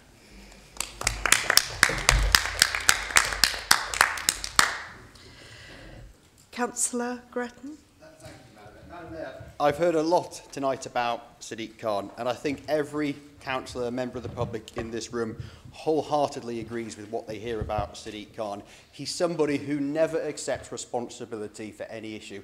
He's someone who's always looking to shirk that responsibility and always blame other people. In fact, he reminds me of Councillor Kohler, Madam Mayor, after the general election, when he sought to blame every single person for his own defeat, when the Liberal Democrats went from 21 MPs to 11 MPs overnight. He sought to blame the Conservative groups for asking him questions about his council tax scheme. He sought to blame the Labour group for voting Labour, and all the Labour voters in the ward of Mitcham or Wimbledon, he was trying to blame them as well for not honouring some sort of tactical voting arrangement, blaming everybody else. But I would like to talk, Madam Mayor, about the real reasons why Wimbledon Police Station is likely now to remain open. It's thanks very much to the 6,000 extra police officers that our excellent Prime Minister Boris Johnson has committed to. That's equivalent, Madam Mayor, basic mathematics, not something Councillor Kohler and the Liberal Democrats have got their head around quite yet, but hopefully one day. But that's equivalent to nearly 200 police officers for every borough in London, Madam Mayor. That's nearly 10 police officers just for my own ward, of our own ward, Madam Mayor, of Wimbledon Park. That's just fantastic news. That is going to take the Metropolitan frontline police force to 37,000. That's 4,000 more police officers at any time in the Met's history, Madam Mayor. And you only need to go back to the year 2001, at the end of Tony Blair's first term of government. The Met had police officers of 25,000. Even today, Madam Mayor, it's thousands and thousands and thousands more than Labour had with Tony Blair, and it's going to go to a record high with £1 billion a year, the new financial year, going into the national police budget. And if about 30% of that goes to the Met typically, just calculate that over the next 4 or 5 years, over the next, that's a figure of billions of pounds model going forward being pumped into the Met. And the Met, by the way, has a budget of about £3.5 billion a year, Madam Mayor. That makes the Metropolitan Police Force probably one of the best funded police force anywhere in the world, and that's acknowledged pretty much globally. The original plan, Madam, and let me talk about Councillor Kohler's claims to have saved Wimbledon Police Station. His legal judgment, in law and generally, given the new funding, is utterly irrelevant now. Utterly irrelevant. It has no effect whatsoever. What Councillor Kohler seems to have obtained in law was a 14-day reprieve. There was one missing paragraph from the decision, if you read Lord Justice Lindblom's decision in the High Court, Madam Mayor. It was a single sentence or so that was missing from the decision, something about iPads, which the Lib Dems wanted covered. Sadiq Khan could have fixed it had he wanted to close a police station in the matter of about 7 days. Councillor Kohler's judgment utterly irrelevant to Wimbledon, and what does matter is the fantastic new funding coming from the new Conservative government. That will, I hope, guarantee. And Scotland, the future of Wimbledon Police Station, Scotland Yard acknowledged that themselves, Madam Mayor. They issued a press statement to the 3rd week of October, and it said very clearly that with all the new police officers coming into London, some 6,000, that was going to mean that all the plans to shelve the 36 or 37 police stations were shelved, basically. And as you'll see, Madam Mayor, none of those have closed at all. I think only one of them was sold off. None of them, dozens and dozens who remain open, they didn't have judicial review cases. So Councillor Kohler is over-egging the pudding, and he's telling a very, very tall Kohler tale indeed. He's making it up. His legal judgment has had no effect whatsoever in saving Wimbledon Police Station. I'm thanking Stephen Hammond and his excellent support with the Conservative government all the time. Conservative government to bring extra funds, 6,000 police officers, £1 billion a year. Money talks, extra police officers talks. It's exactly that that's saving Wimbledon Police Station. Thank you very much, Madam Mayor.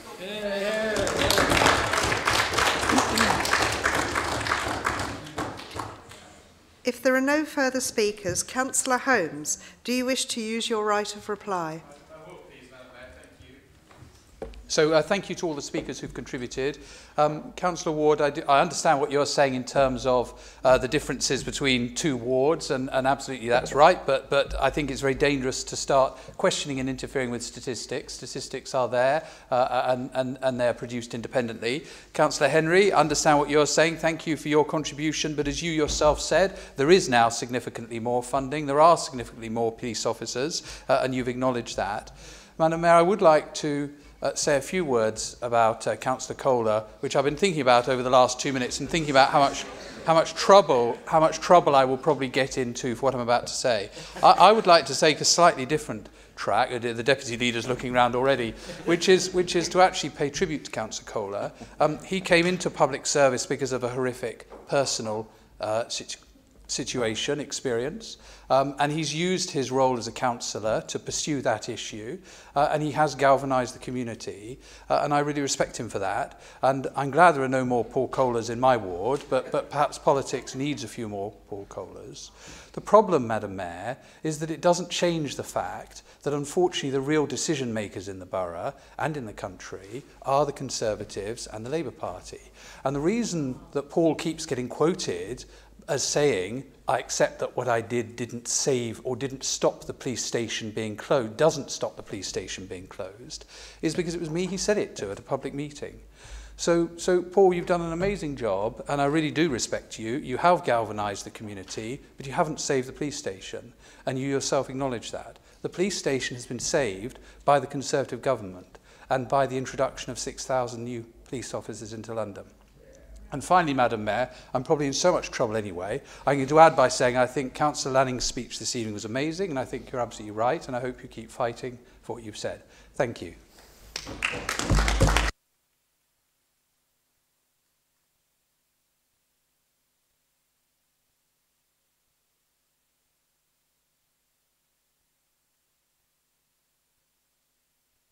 Can I have a show of hands in favour?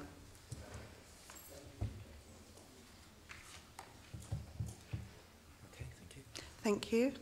And against?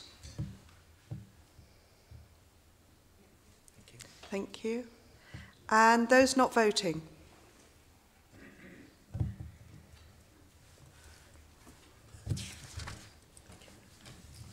Thank you.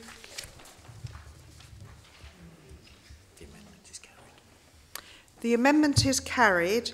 432, against 16, not voting 10.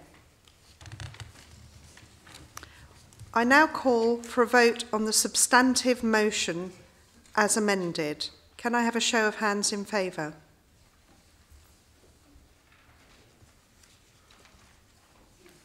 All those against. And all those against?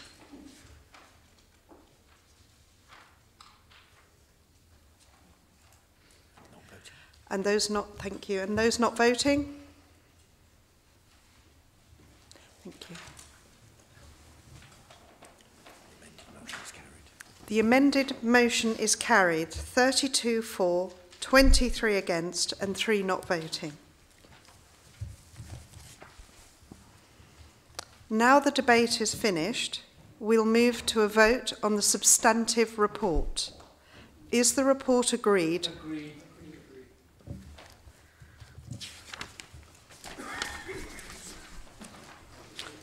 Item 8, Rains Park Community Forum.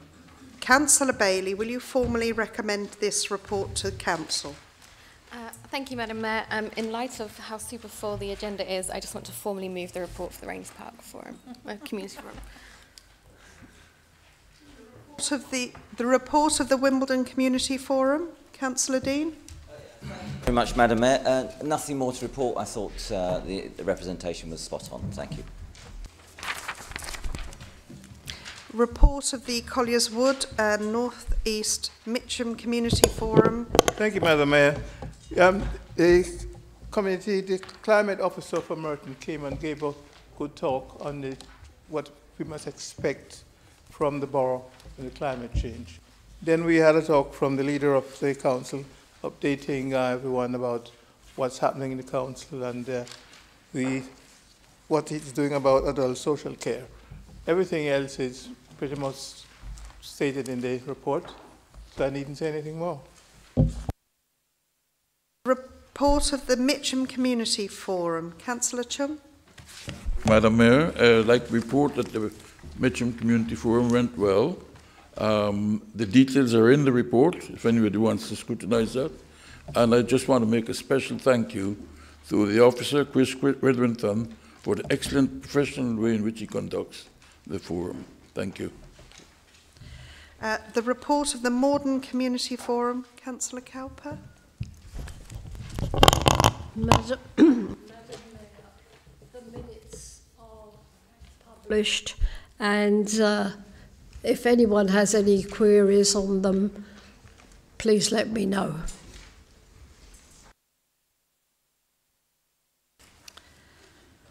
So we move on to the notice of the motion, Liberal Democrat motion. Councillor Fairclough, please move the motion. Thank you, Madam Mayor. We thought we'd try and propose a motion that the Conservatives couldn't shoehorn a reference to Councillor Kohler in. So we'll see if we manage it. There's options yet, I'm sure. So last year, as we'll all know here, the Council stopped publishing residents' comments about planning applications on its Planning Explorer website. And this is a simple motion to reverse that. Now, there are 3 good reasons to do that. It's about transparency. It shows that we're listening to residents. It helps us make better decisions. It helps us and residents make better decisions. And it's about accessibility. Everybody gets the information that they need. Now, Madam Mayor, Councillor Bailey will expand on these in her speech in due course. But I want to touch on the reason for the Council's actions in the first place, the reason that Cabinet tells us that comments can't be published. Now, it comes down to an acronym, GDPR, our data protection laws. See, I'm really trying that they can't get mentioned to Councillor Kohler in. Really, really trying. What used to happen is that email addresses and signatures would be redacted from residents' comments when they were uploaded to the Planning Explorer website. However, now, if a councillor or a resident asks to see the representations, hard copies are produced and they can arrange to come into this building to view them. Officers have also told me that sometimes the representations will be emailed out to them, as they were to me, in fact, this week. But what nobody can actually spell out is exactly how or why this is required by GDPR. Now, we've requested the legal advice, either internal, external, or guidance from the ICO, the Information Commissioner, and we've not been given any. We've asked the Cabinet member a few times in a few different forums, but any significant detail is lacking. Now, Madam Mayor, I hope he can give a better answer tonight. We've requested more from officers, and what we did get eventually was an email chain showing an example of human error, where something should have been redacted and wasn't. Now, it took a number of requests to get that information removed from the website, and for me, the emails I saw, that was the problem, not the publishing in the first place. So actually nothing specific to planning representations at all, just human error. Human error that could affect any number of council departments. I suppose the point is the risk of publishing that you shouldn't. But the council's new approach is just as much of a risk of that. And what's now being done could potentially be even worse from a data protection perspective. It's now much more difficult for the person concerned to spot that their data is being breached. Now, an essential part of an organisation's GDPR compliance is transparency, integrity and accountability in the way that they deal with the data. Risking accidentally emailing around documents that publish someone's email address or signature is just not that. Madam Mayor, whatever happens tonight, I would encourage the Cabinet to get full legal advice on whether what the Council is doing now is compliant and share it. I expect we'll be given a list of councils that don't publish representations online. All I'll say is there's just as many that do publish. And in all hopefulness, Madam Mayor, I'll ask the Cabinet member to take this opportunity to set out exactly and clearly how GDPR requires the action that is taken. And I hope that he can give us the full detail and not just say GDPR as if it was a magic word. Or maybe, just maybe, he could come clean about what this is really about. Thank you, Madam Mayor. This is being seconded by Councillor Bailey. Thank you, Madam Mayor. I'm proudly seconding this motion, which, although is not very sexy, in its essence is about accessibility, improving transparency and building trust back in this council. It seems like a million years ago now, but in the last council back in September, we passed a motion that committed us to ensuring that being a councillor was accessible to all.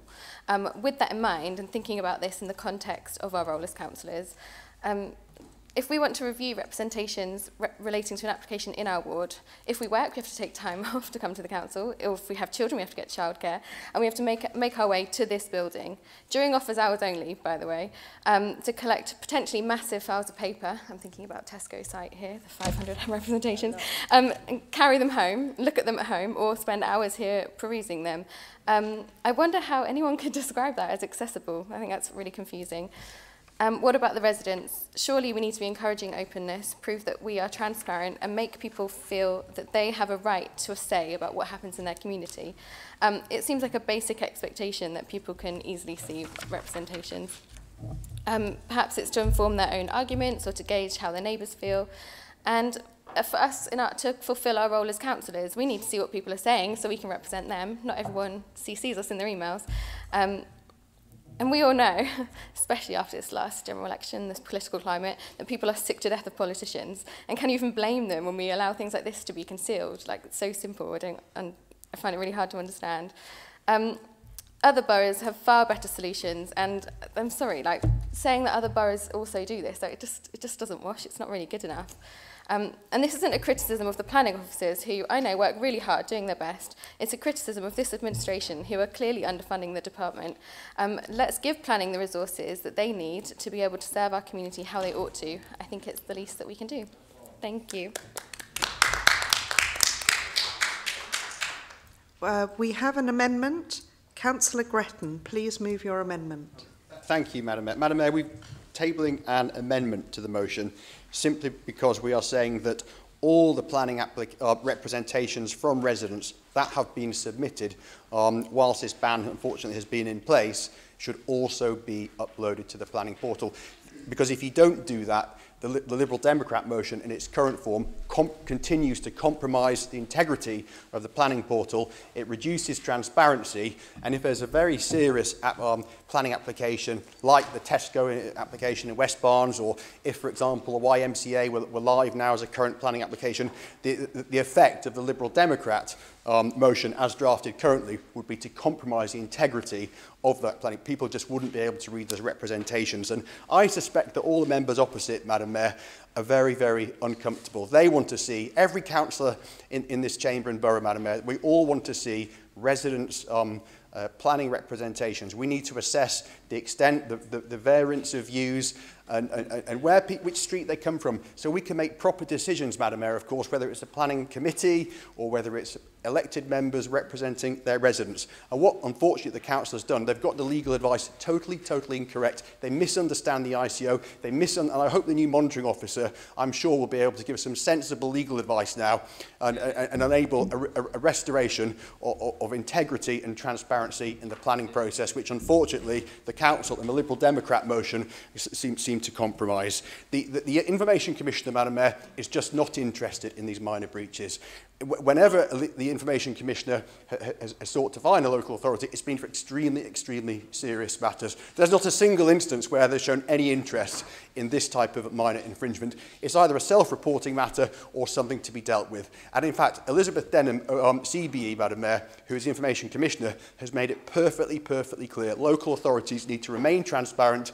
They need to have integrity in the local government. And the legal advice in the council and the Liberal Democrat motion has got that wrong to date, and it needs to be rectified. So our motion is the best way forward. It's the only way to restore integrity and allow residents proper visibility of the planning representations, Madam Mayor. And I'm delighted to say our excellent MP, Stephen Hammond, we have a returned at the general election, of course, a proper MP who wants to work for all residents, Madam Mayor, who has integrity, I believe, and who is seen to show respect for all residents and wants to work for all residents. That's just fantastic. He is currently lobbying because he's in the party of government, Madam Mayor, and what that means for Wimbledon is on this very issue, he is already lobbying the Secretary of State for Digital and Media, Nicky Morgan, Baroness Morgan. He's also lobbying the Secretary of State for Local Government, Housing Communities, Robert Jenrick, and that's what our local MP does for us in Wimbledon, Madam Mayor. He's just fantastic, and I thank him for that.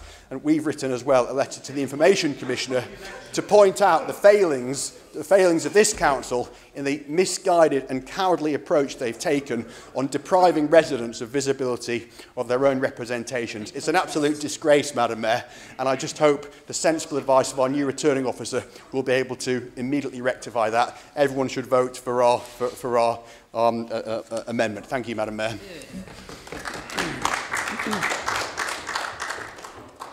The amendment is being seconded by Councillor Barlow. Thank you, Madam Mayor. As Councillor Gretton almost said, we do broadly agree with the Liberal Democrat motion.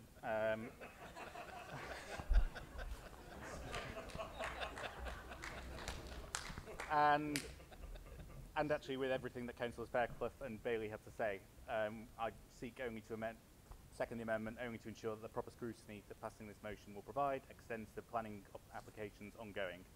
This seems a fairly basic question of why we're here. It's not to make residents' lives more difficult. It's to serve them, to ask questions, to scrutinise on their behalf. I realise the Council is not compelled to publish the representations it receives, but just because we don't have a statutory duty to do something, that doesn't mean we shouldn't do it when it's plainly the right thing to do. Our residents have busy lives. We can't expect them to come in here any time they want to scrutinise what's going on in their local area, or to see what their neighbours think about plans, not to mention those not physically able to get here for whatever reason. As a village councillor, this is particularly relevant, given that village does seem to have more planning applications than most. Most days I will receive emails on planning from residents, some which I agree with and some which I don't. We will all have examples of times when opponents of applications are right and times when they are wrong, but citizens of the borough have as much of a right to know what they think, to know what others think, as we do. Many of our residents have actually become experts in the planning process, and they provide a healthy challenge to our work. We cannot shut them out in this frankly Luddite move. As Councillor Kohler, failing on my test to not mention, claims this is supposedly a business-like council. But which business would behave this way? If a bank told us we had to go into a branch, if a supermarket told us we had to go in their stores, if an email provider told us we had to send a letter, we'd rightly question it. As everything else moves forward and online, this council moves backwards. If anything, we should be looking to make the planning portal more accessible, not less. As Councillor Gresson has set out, along with Councillors Bailey and Fairclough, the argument about data protection and GDPR issues is questionable. But even if true, there must be some way to find around this. It's so clearly wrong, this needs reversing, and I hope we can do this tonight.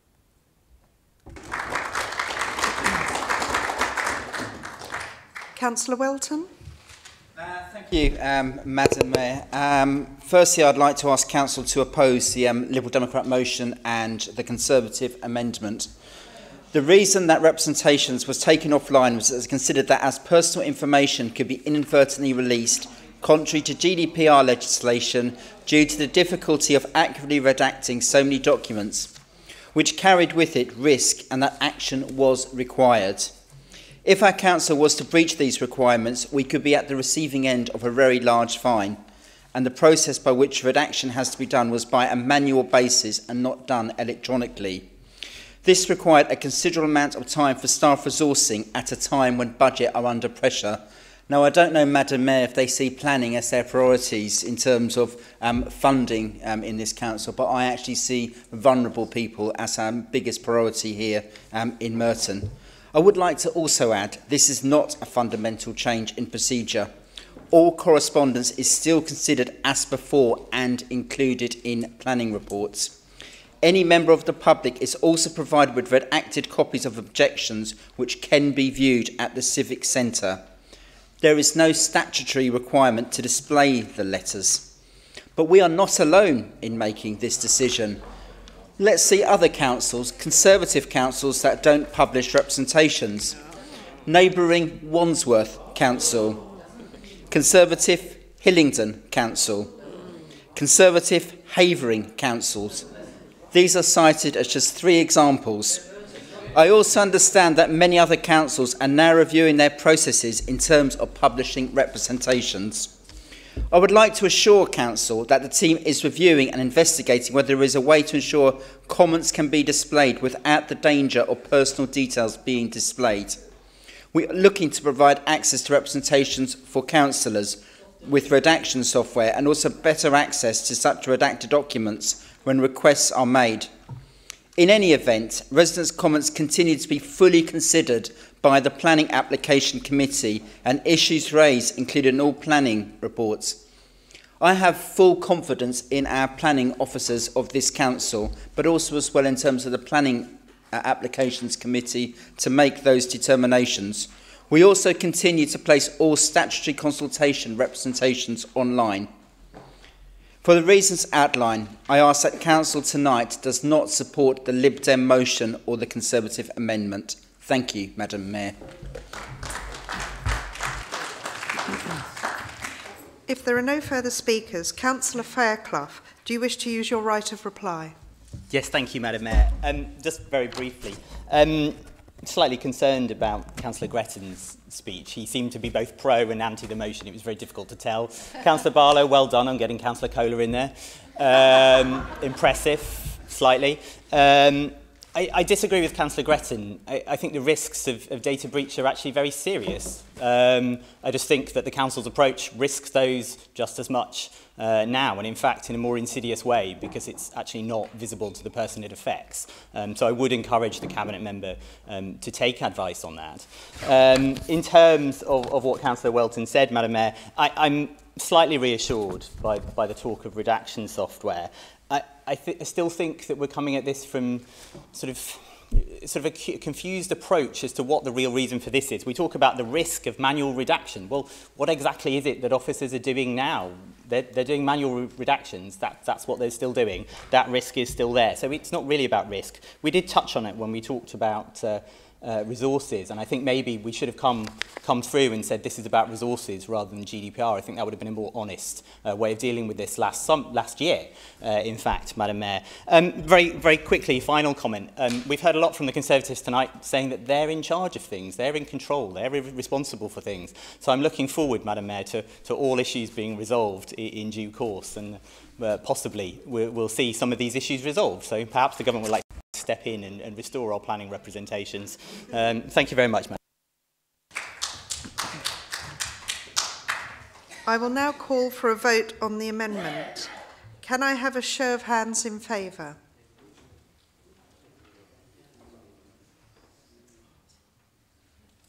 Thank you. And against?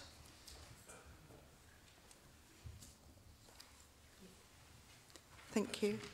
And those not voting?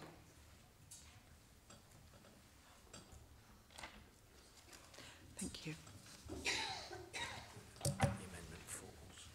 The amendment is lost. 419 against 32, not voting 7.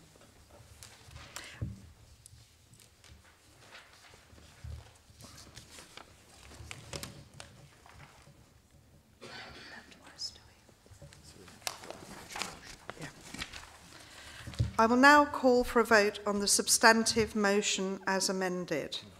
It wasn't amended, sorry. I will now call for a vote on the original motion. Can I have a show of hands in favour?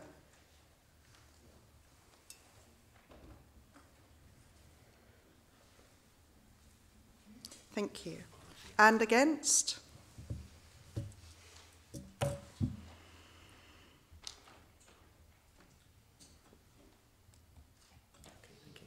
Thank you.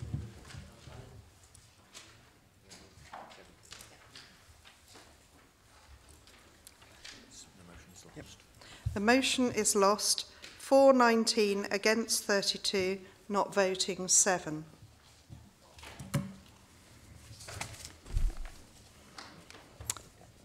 We're now on agenda item 14, Conservative motion. Councillor Barlow, please move the motion. Madam Mayor, again, this is a straightforward but important motion. The £500 million investment from the government in the Merton, Sutton and Surrey Downs CCGs will have a transformational impact on the care residents will receive. You would have hoped it would be unquestionable that this council would back such plans. They are already supported by Conservative MPs and councillors, but more importantly led by the staff of our NHS. This is a once-in-a-lifetime opportunity. If we don't change how we provide our hospital services, the quality and safety of care will deteriorate further. These aren't my words, but those of Dr. Andrew Murray. We need to bring together our specialist doctors and healthcare staff so the most unwell patients get a fast diagnosis and start treatment more quickly. Again, the words of Dr. Ruth Charlton. Contrast these with the Leader of the Council, who calls this a vanity project, and the Member of Parliament for Mitcham and Morden, who calls it bogus. For a party that claims to be the party of the NHS, they don't seem to trust the staff of our NHS to decide how they can deliver the best standard of clinical care. In normal circumstances, any one of us, if asked where we or a member of our family should be treated in a time of critical need, we would say wherever we or they had the best chance of survival. And we would say that the best people to decide where this care would take place would be the staff of our NHS. Now, of course, in an ideal world, we would all want to see a state-of-the-art specialist emergency care hospital in our borough. For this reason, we don't entirely disagree with the Labour amendment. The words we take issue with, though, are "as long as," because this goes against the clinicians' view, the experts, the professionals, who say that this is not the best option for our borough. They don't say this because of some political agenda, but because they know how and where to deliver care. When they're on their feet, perhaps those moving the amendment could explain to us why Labour politicians are better placed than NHS doctors to decide how best to deliver clinical care. Instead, they continue to talk down any plans that have the potential to solve this situation, because they know this is the last chance they have to dig up their fossil of a campaign. They have said it all before, but if these plans succeed, they might not have the chance to say it again. They've postured and prevaricated whilst care quality has deteriorated. This investment could bring that uncertainty to an end. The people of our borough will be better off for it, and Merton Labour might have to show a bit more imagination when it comes to their future election campaigns. Improving healthcare together was set up to find the best solutions for our long-standing issues. Epsom and St Helier hospitals, the only hospitals in South West London not clinically sustainable.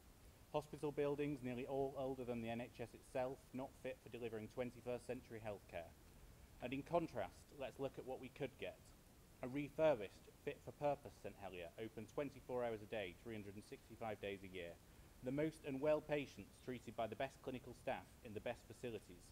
No change in the time it would take the majority of people to get to the specialist emergency care hospital by car, or as will be the case in almost all cases, blue light ambulance.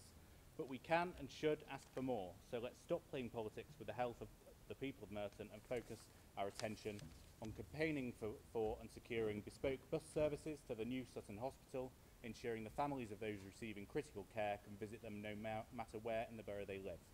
Working to secure even more investment in St Helier so we have a first-rate facility in our borough for decades to come, and ensuring residents receive the care they deserve long into the future. We can start that by moving this motion this evening.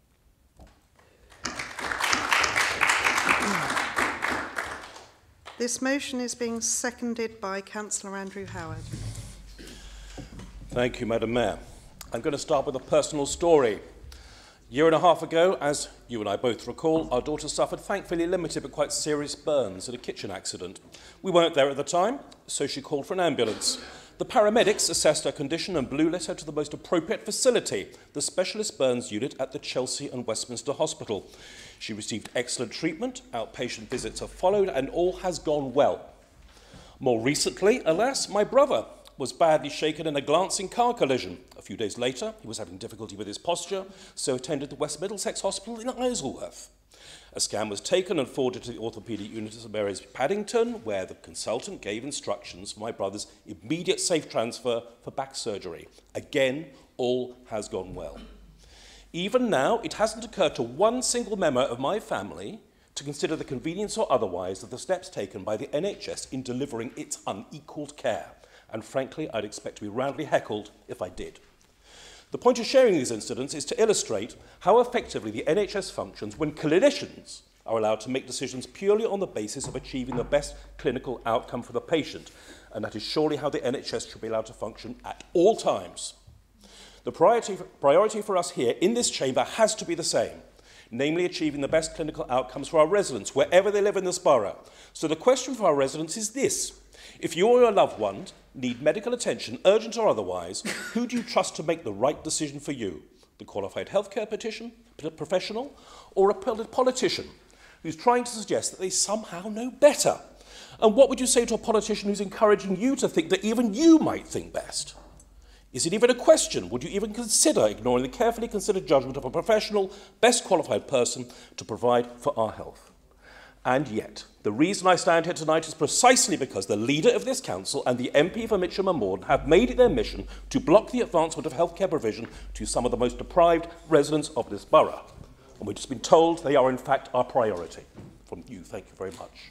With no medical qualifications or experience in healthcare management, they have declared themselves to be the experts. The message, ignore the NHS. What do they know? And this from a Labour Party that sells itself again and again and again as the party of the NHS. Well, the country didn't buy it last December, and the residents of Merton, even those who have scaremongered into resistance for a decade and more, they will see through your politically motivated manipulations and realise that the only interests you are serving are your own. For the few, it seems, not the many. And so much for bridging the gap. The gap in health outcomes that has persisted so outrageously across a borough under Labour control for all but 4 of the last 30 years. Over there, I can see notes being busily added to speeches, somehow hoping to enliven the otherwise bland party group rhetoric drafted for the hapless speakers. Shall we try a village councillor daring to pronounce on the welfare of residents in Ravensbury, Lavender Fields? Well, I do dare, as do we all, because right now Labour is more focused on frustrating Conservative initiatives than it is on allowing our deprived communities access to better health care. A friendly word to those over there with whom I've come to enjoy a level of camaraderie. You backed away from Corbyn, now back away from your leader in this chamber before he brings you and your party into further disrepute. The residents of Mitcham and Morden don't just deserve better, they deserve the best. Like it or not, the NHS is going to build the best, and we, the Conservatives, are going to back it. Thank you.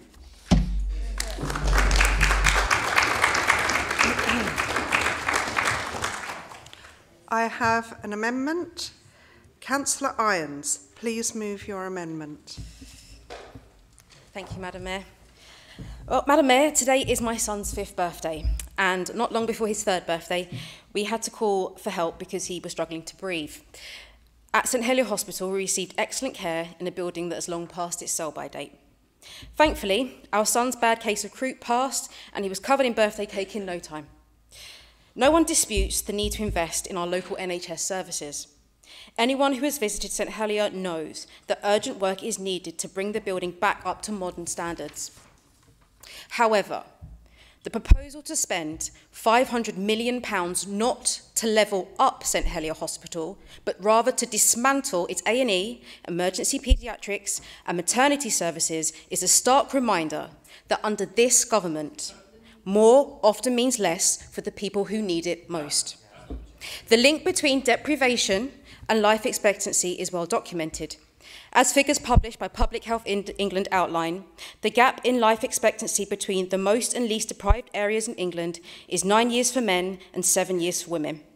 So it is alarming then that of the 51 most deprived communities within the catchment area, 42 are closest to St Helier Hospital and 1 closest to the preferred location in Belmont, not Sutton. Reducing St Helier Hospital to little more than a glorified walk-in centre means communities like the one I serve in Ravensbury will have to travel further for the care they need when they need it most. It was then, with a heavy heart, that I recently came across a column written by Conservative MP Stephen Hammond.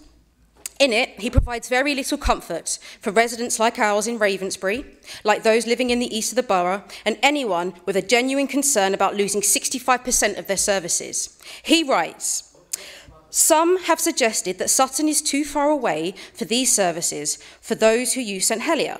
The service at Sutton would be that of those for which patients usually arrive by ambulance." But with staff shortages forcing the Care Quality Commission to downgrade London Ambulance Services safety rating from good to requires improvement, I hope our Conservative colleagues will back our amendment. I sincerely hope that, unlike their Member of Parliament, our Conservative colleagues will not sacrifice the people of Merton to protect themselves from the Conservative Party naughty step.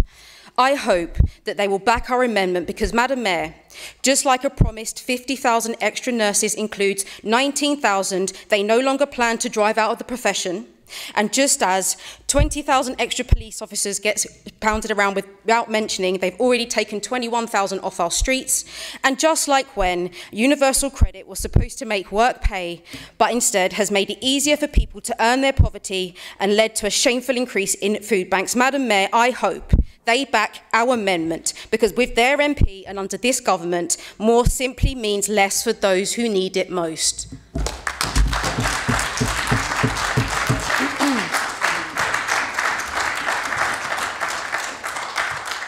Can I just remind you to listen to the speakers when they're speaking and not make challenges while the speaker is speaking? Thank you. The amendment is being seconded by Councillor Kenny. Thank you, Madam Mayor. Madam Mayor, I think it is absolutely wonderful and positive news to hear that the government's plan to invest 500 million in Merton, Sutton and Surrey Downs clinical commissioning groups. But where? This is the biggest question and the most contentious part. The debate about the future of St Helier has been ongoing for over 20 years at a cost of £50 million, money I and the majority of people would prefer to have spent on the hospitals. Now we are into another round of consultations.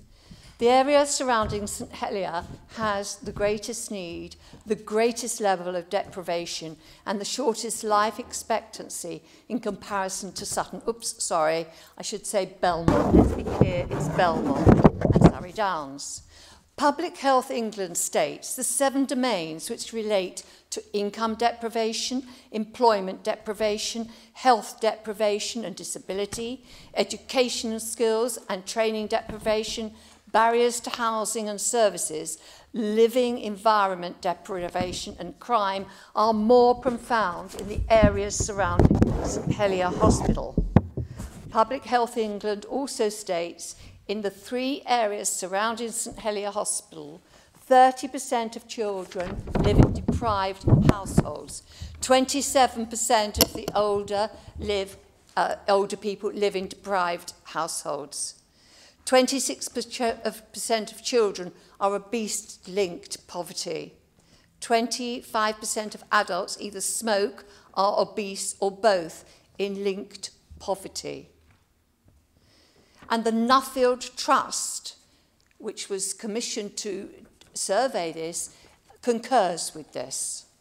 Madam Mayor, within a mile of St Helier, there is twice as many people with bad or very bad health compared to those living within a mile of the Belmont site and almost 4 times the number within a mile of Epsom.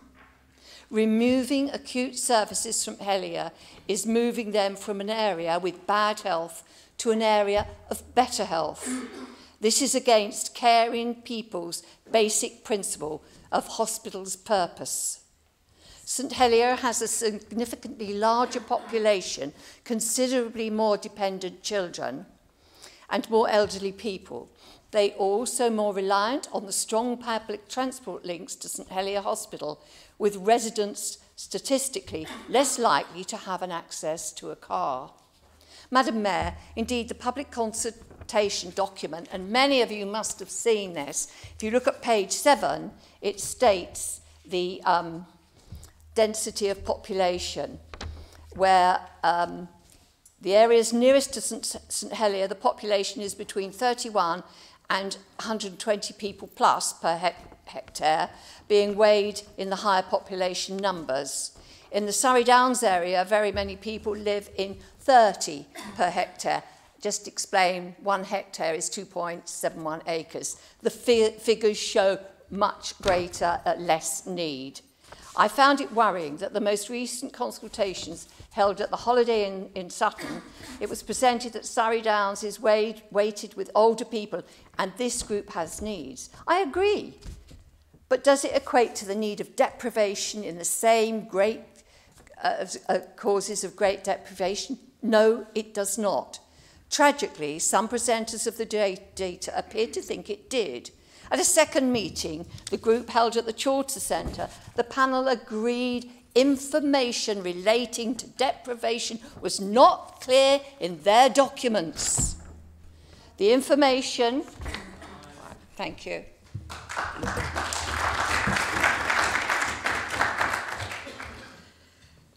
Councillor Quilliam.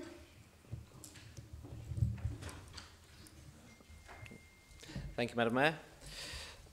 It's safe to say that this investment in our NHS is long overdue. But residents who've been wanting this investment for years can be forgiven for being sceptical, particularly when we know there could yet be a catch. We will get the investment, but perhaps not quite where we want it, in the way we wanted it. Conservatives are talking about the consultation as if it's a done deal. It isn't yet. There are options in this consultation.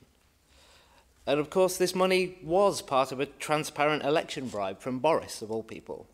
And we all know by now what happens to his campaign pledges. And from his time as mayor, we also know how successful his projects often are. The local Tories might simply want to cheerlead for this newly minted government. But for the rest of us, it is right that we should be holding them to account and speaking up for residents. You can crow now, but residents won't thank you if this does go if this goes the way of the Garden Bridge. So we should make sure that the consultation is comprehensive. We should make sure that it is meaningful, and importantly, that the local community are listened to. There have been years of broken promises on St Helier. We must use this as an opportunity to rebuild trust with the community. So as councillors, we must do everything we can, we believe, to convince the CCGs that acute and maternity services are best sited at St Helier. And if we can't, then we must make sure these issues with the new site are dealt with properly. And we must all be careful with the language we use when talking about it. So while we won't be voting for either text put before us tonight, after tonight, I do agree with Councillor Barlow to the extent that we should try and work together to secure that investment, and in the best case for St Helier. Thank you. If there are no further speakers, Councillor Barlow, do you wish to use your right of reply? Thank you, Madam Mayor. I think it's obviously not particularly surprising what we've heard. And I've noticed that nowhere were anyone from the Labour side able to answer my question of why they thought they knew best, also put by Councillor Howard. Welcome what Councillor Quillian has said, and hopefully at least those of us on this side who seem open to the idea of working together to find the best solution might be able to do that, even if the other side aren't too keen. Thank you, Madam Mayor. I will now call for a vote on the amendment. Can I have a show of hands in favour?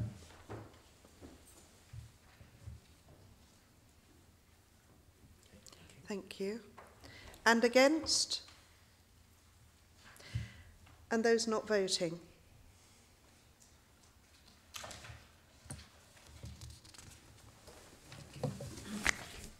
Thank you.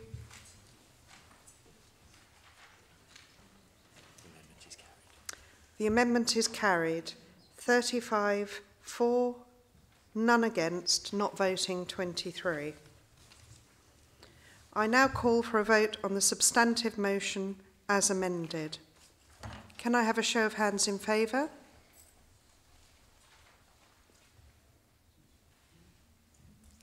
Thank you. And against? And those not voting?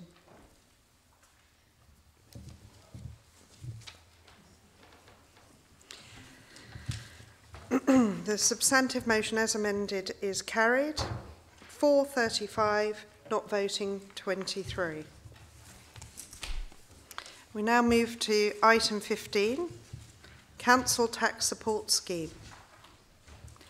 Councillor Allison, will you move the report? Thank you, Madam Mayor. Thanks to the government's cuts to council tax benefit, across the country, millions of families are now thousands of pounds worse off. The coalition government of 2010 reduced the money councils receive to pay council tax rebates to those on low incomes, and they instructed councils to consult about ways to charge those low-paid families more. But here in Merton, we have always resisted cutting council tax support for our less well-off families. The Conservatives used to say they were a low-tax party. One of their former Prime Ministers used to say they were the party of the just about managing.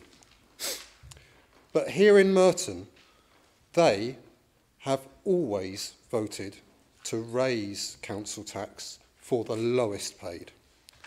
I hope they will not do so again. Tonight, for the first time in my life, I am urging them to be true Thatcherites. When their government tries to get us to put up taxes on our low-paid working families, I want them to join us and say no. No. No. No. We want Merton to be a great place for families. Thousands of working families across Merton are better off because of the council tax rebates we provide. The government has cut funding to councils by more than half. And so it's been increasingly difficult to continue to provide this help. However, thanks to the business-like management of this council, we're once again able to provide this help to our lowest paid. I know other councils have had to make difficult decisions and different decisions due to the cuts that they have faced, so I will not criticise them, but we are able to protect working families, so we will. Now, it's gratifying and important to see that organisations like the Child Poverty Action Group say that we are an example of a good council. But we are not doing this for the praise. We are doing it because it supports our most vulnerable residents where it helps them the most, in their pockets. Our council tax support scheme helps thousands of hard-pressed families. Tonight, let's continue to provide that help. It's the right thing to do. I move.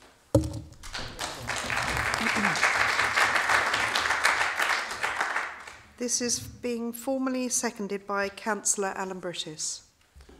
Yes, Madam Mayor, very, very proud leader to formally propose this and to second this. Very proud. I have the following listed to speak. Councillor McLean. Thank you, Madam Mayor. When this item last came to Council, the Conservative Group advocated that the Council looks into creating Merton Council's own council tax support scheme. Unfortunately, this work has not been carried out. We believe that a scheme tailored to the needs of Merton residents would be an equitable and balanced approach, and that continues to be our position. Does this mean that those in the most need should receive support? Of course it does. Therefore, Madam Mayor, in the absence of an alternative scheme, and in the interest of creating certainty for our residents, the Conservative Group will be voting in support. Thank you. Councillor Quilliam. I'm just speaking to confirm the Liberal Democrats group's support for this scheme as well. It's one of the things actually since I've been elected that I've actually been impressed with the Labour Council. We won't always agree in this chamber as we've demonstrated tonight, but it's not an easy thing to do. We appreciate that and we'll be voting with you tonight. Thank you. Councillor Allison, do you wish to use your reply? Right. To be honest, I've got nothing further to add, except it's been rather troubling this last couple of weeks, the number of times that the Conservatives have agreed with me, and I'm going to have to go back and reconsider everything that I hold true from now on. But I do thank them for their support, and the Liberal Democrats too. Yeah, yeah. I call for a vote. Is that agreed? Item 16, penalty charge notice, change in banding level. Councillor Welton, will you move this report? Thank you, Madam Mayor. I formally move the recommendations. This report requests the permission of Council to change our penalty charge notice charges from Band B to Band A and to agree the consultation and decision process. As a Council, we are proposing change the ban to act as an effective deterrent and to reduce the number of vehicles parking in contravention. As a Council, we want to see less contraventions, not more, and we believe that by changing the banding, it will also change driver behaviour, but keep traffic moving in punishing contraventions. The primary purpose of penalty charge levels is to encourage compliance, and as such, banding levels should be set accordingly.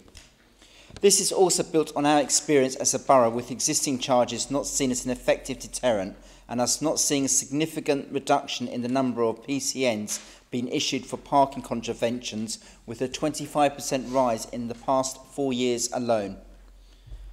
It also shows that 72% of parking charge notices were issued to vehicles that are not registered to an address within the London Borough of Merton.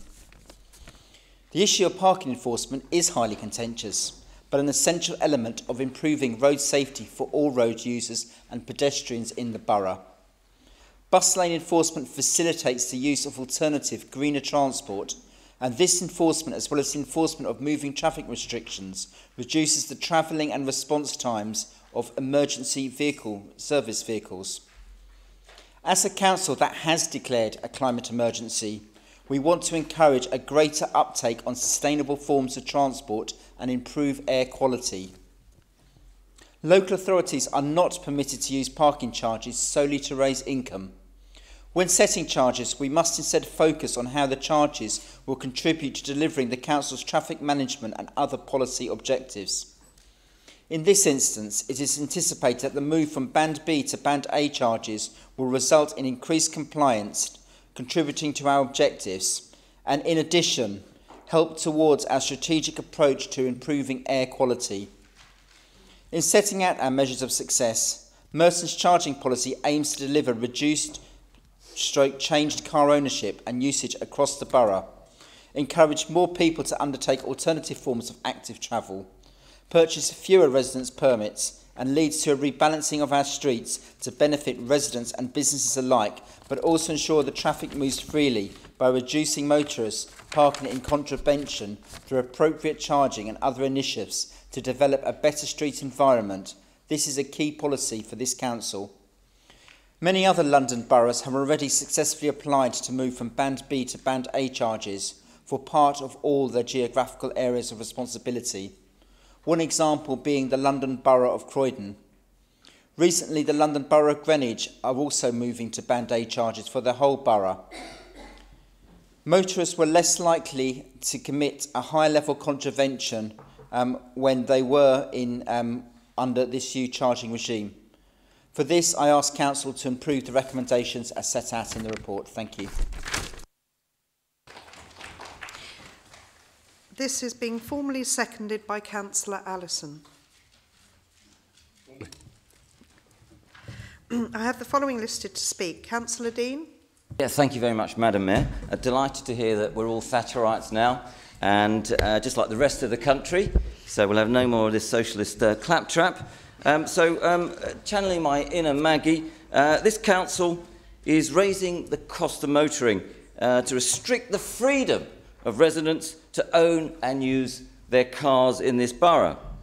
It deliberately sets up traps, elongated yellow boxes, overlong bus lanes, and makes parking impossible just to control the people, when frankly, this council, as that sign says up there, is meant to serve those same people. It's very interesting that we hear about 72% of people from outside the borough that have been charged. I had a letter from a lady from Tokyo in Japan. Now, she said that she came to this country and she was driving in Wimbledon and she was following the UK Highway Code in Hartfield Road. And wanting to turn left, she got into the left-hand lane, but received a penalty notice from the London Borough of Merton. I don't think that's the way to treat guests in this country. And this was because she found out that the left-hand lane was a bus lane, not used by all the buses in Hartfield Road because they'd rather be on the other side. And it doesn't make the bus lane journeys any quicker. Frankly, that bus lane is there to raise money for this council that cannot control its expenditure. The trouble is with this Labour council, Madam Mayor, is it throws its weight around to put people in their place. In fact, it reminds me of a recent trip to Naples, where parking there was taxed quite heavily by the local authority, aka the mafia. Now, the mafia's aim is to raise cash by educating, I was told, the Italian verb, the public on where to park. When I read this document, I feel I'm still in Naples, Madam Mayor. So rather than beat the people daily, we need some positive policies. So how about cutting roadworks, making utilities fix problems quicker? Because everybody knows, if you're in South Wimbledon at the moment, congestion, pollution, because this council does nothing to deal with Southern Gas Networks and their utility problems. How about a broader transport network? We never hear about any transport in Mitcham and Morden. I recognise that not everybody over there lives there, but somebody was brought up in the area. I would have loved to have something like Crossrail 2, but really we had nothing at all. And we want more night tubes in this borough, more night buses and trams, and more trains on Thameslink. These are positive policies. If you want less traffic and better air quality, I suggest you will back these ideas and not put up prices. This wouldn't be backed by the mafia in Naples. I doubt it will be backed tonight. Thank you, Madam Mayor. Councillor McGrath. Madam Mayor, I must confess that in the Lib Dem group meeting just before this council meeting, we weren't quite sure how to vote on this motion. One of my colleagues had even suggested the radical idea of having a free vote. I'm glad to say that Councillor Dean has persuaded us. We're now going to be voting for it, because that was such an extraordinary performance. I know that Councillor Dean, when he's not on his Italian holidays or corresponding with people, hasn't had time to read the paper. But I was a little surprised by the comments about bus lanes, because if he did bother to read the paper, he'd see that bus lanes aren't affected by the proposals in here, which are staying at the same level. So I'm a bit baffled by his comments. So, Madam Mayor, I don't think I have anything more to say than I can recommend to people that they listen to Councillor Dean and do the opposite.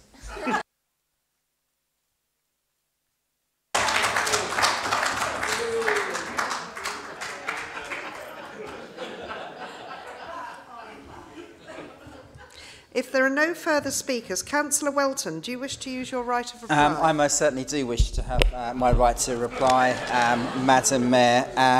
I have to say it's extremely disappointing to hear those comments from Councillor Dean, but wholly unsurprising, having served alongside him for many years on this council.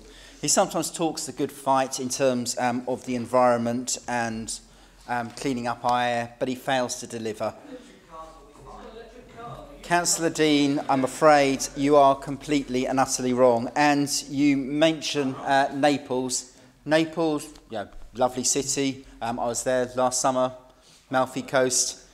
But to compare Merton to Naples is wholly and utterly claptrap, and to effectively claim that we are part of the mafia really does take things to extremes. I have to say, as a borough, we are committed to encouraging more sustainable forms of transport. Sadly, you don't share that view. You also mentioned in your speech Mitcham, and that's why obviously we have had the Rediscover Mitcham project, £7 million of investments to bring buses back to the heart of the town centre. In terms of Hartfield Road, because of that bus lane, it has led to buses passing through Wimbledon quicker. Yeah, we want people to use buses. You may not want it, but I certainly do. I'm sorry about this person who wrote for you from Tokyo.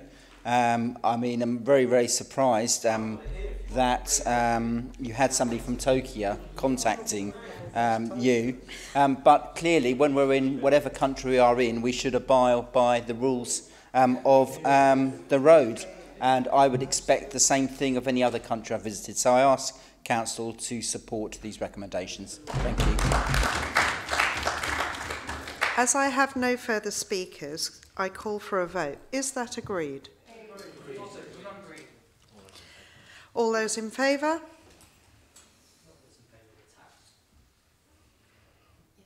Thank you. All those against?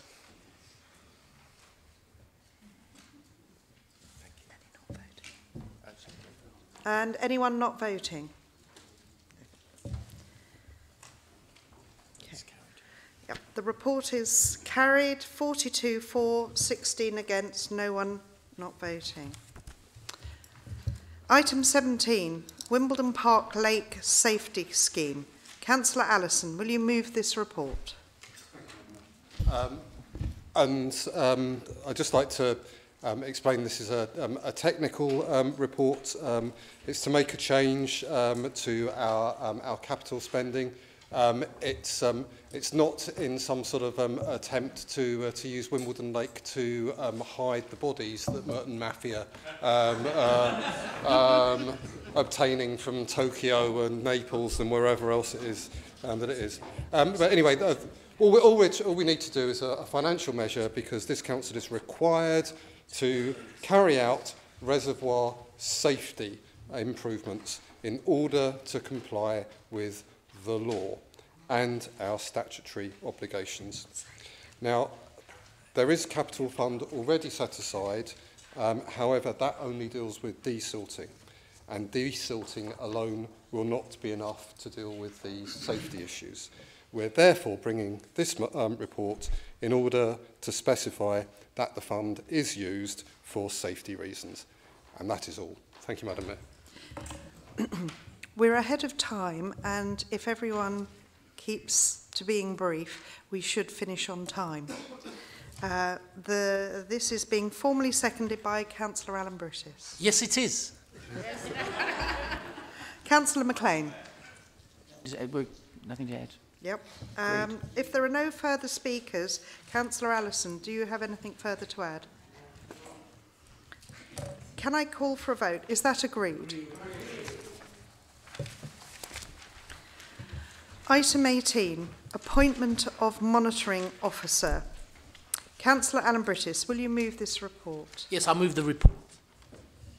This is being formally seconded by Councillor Allison. Seconded. Councillor Fairclough? Thank you, Madam Mayor. Just a brief point. The report states about the Appointments Committee having met to agree the process, but I think there's a clarification at some point going to come through that, in fact, the Full Appointments Committee didn't meet. And although I appreciate the decision of the Council tonight is final, but I just wanted to make that point. Thank you. Is that agreed? Agreed. Item 19, approval of pay policy statement and members' allowances. Councillor Allison, will you move this report? Yes, Madam Mayor. It's just simply to approve the publication of the pay policy statement for our staff, and to set out that there will be no increase in members' allowances this year. However, as part of efforts that we talked about before to make becoming a councillor more accessible to more people and to be more family friendly and modern, and to encourage a wider range of people to become councillors, we are also introducing periods of sickness and parental leave for councillors here. But other than that, it's a fairly straightforward report, which I move. This is being formally seconded by Councillor Alan Brittis. It is. I have Councillor McLean. Nothing to add. Nothing. Councillor Bukhari. To say thank you very much for the transparency, especially with the BAME pay policy gap, and showing that the gap there is still a massive problem. This is really worrying, and I'm really pleased to see this transparency, because without it we can't move forward. But the gap between women's pays is definitely improving, but if you are black or Asian or not white, it's still tough out there, and that's something that we really need to work on in Merton. But thank you very much for Councillor Simon McGrath for actually asking the original question in the first place. Councillor Allison, have you anything further to add? Can I call for a vote? Is that agreed? Agreed.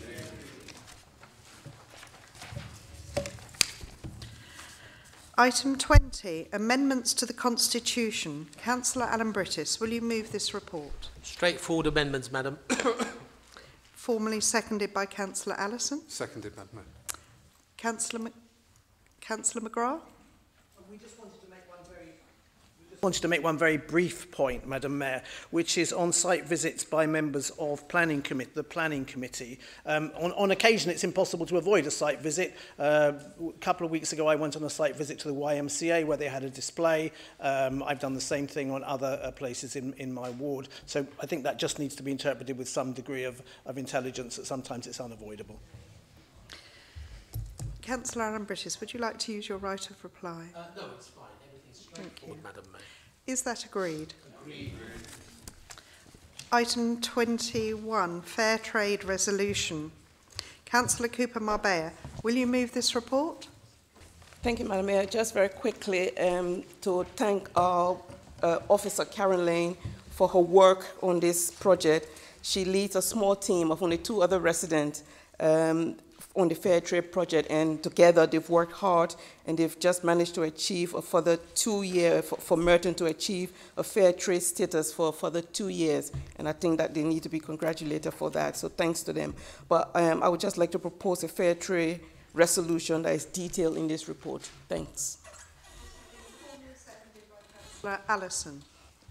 Yeah, Madam Mayor, thank you. I'm happy to second the Council's work on fair trade. Councillor Cooper Marbella, any further comments? Is that agreed? Agreed. Item 22, appointment of an independent person. Councillor Alan Brittis, will you move this report? Yes, I'd like that independent person to be appointed, Madam Mayor. Thank you. This is being formally seconded by Councillor Allison. Yeah, happy to second, Madam Mayor. Can I call for a vote? Is that agreed? Item 23, calendar of meetings 2020-21. Councillor Alan Brittis, will you move this report? It's a gripping calendar, Madam Mayor. Formally seconded. It's a very boring calendar, Madam Mayor. Agreed?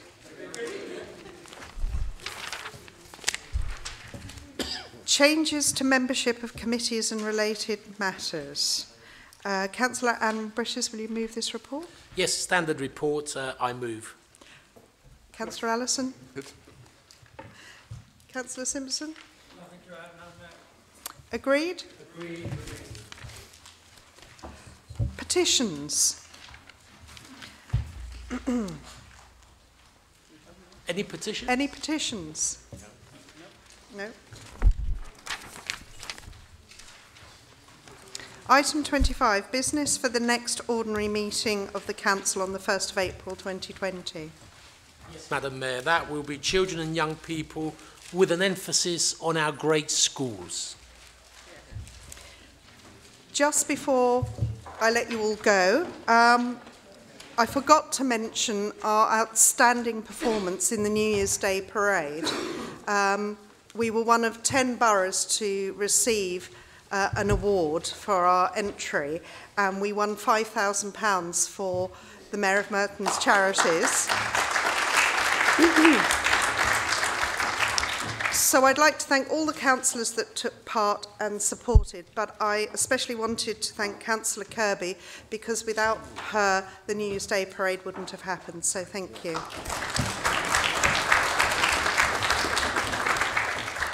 With no further business, I declare the meeting closed.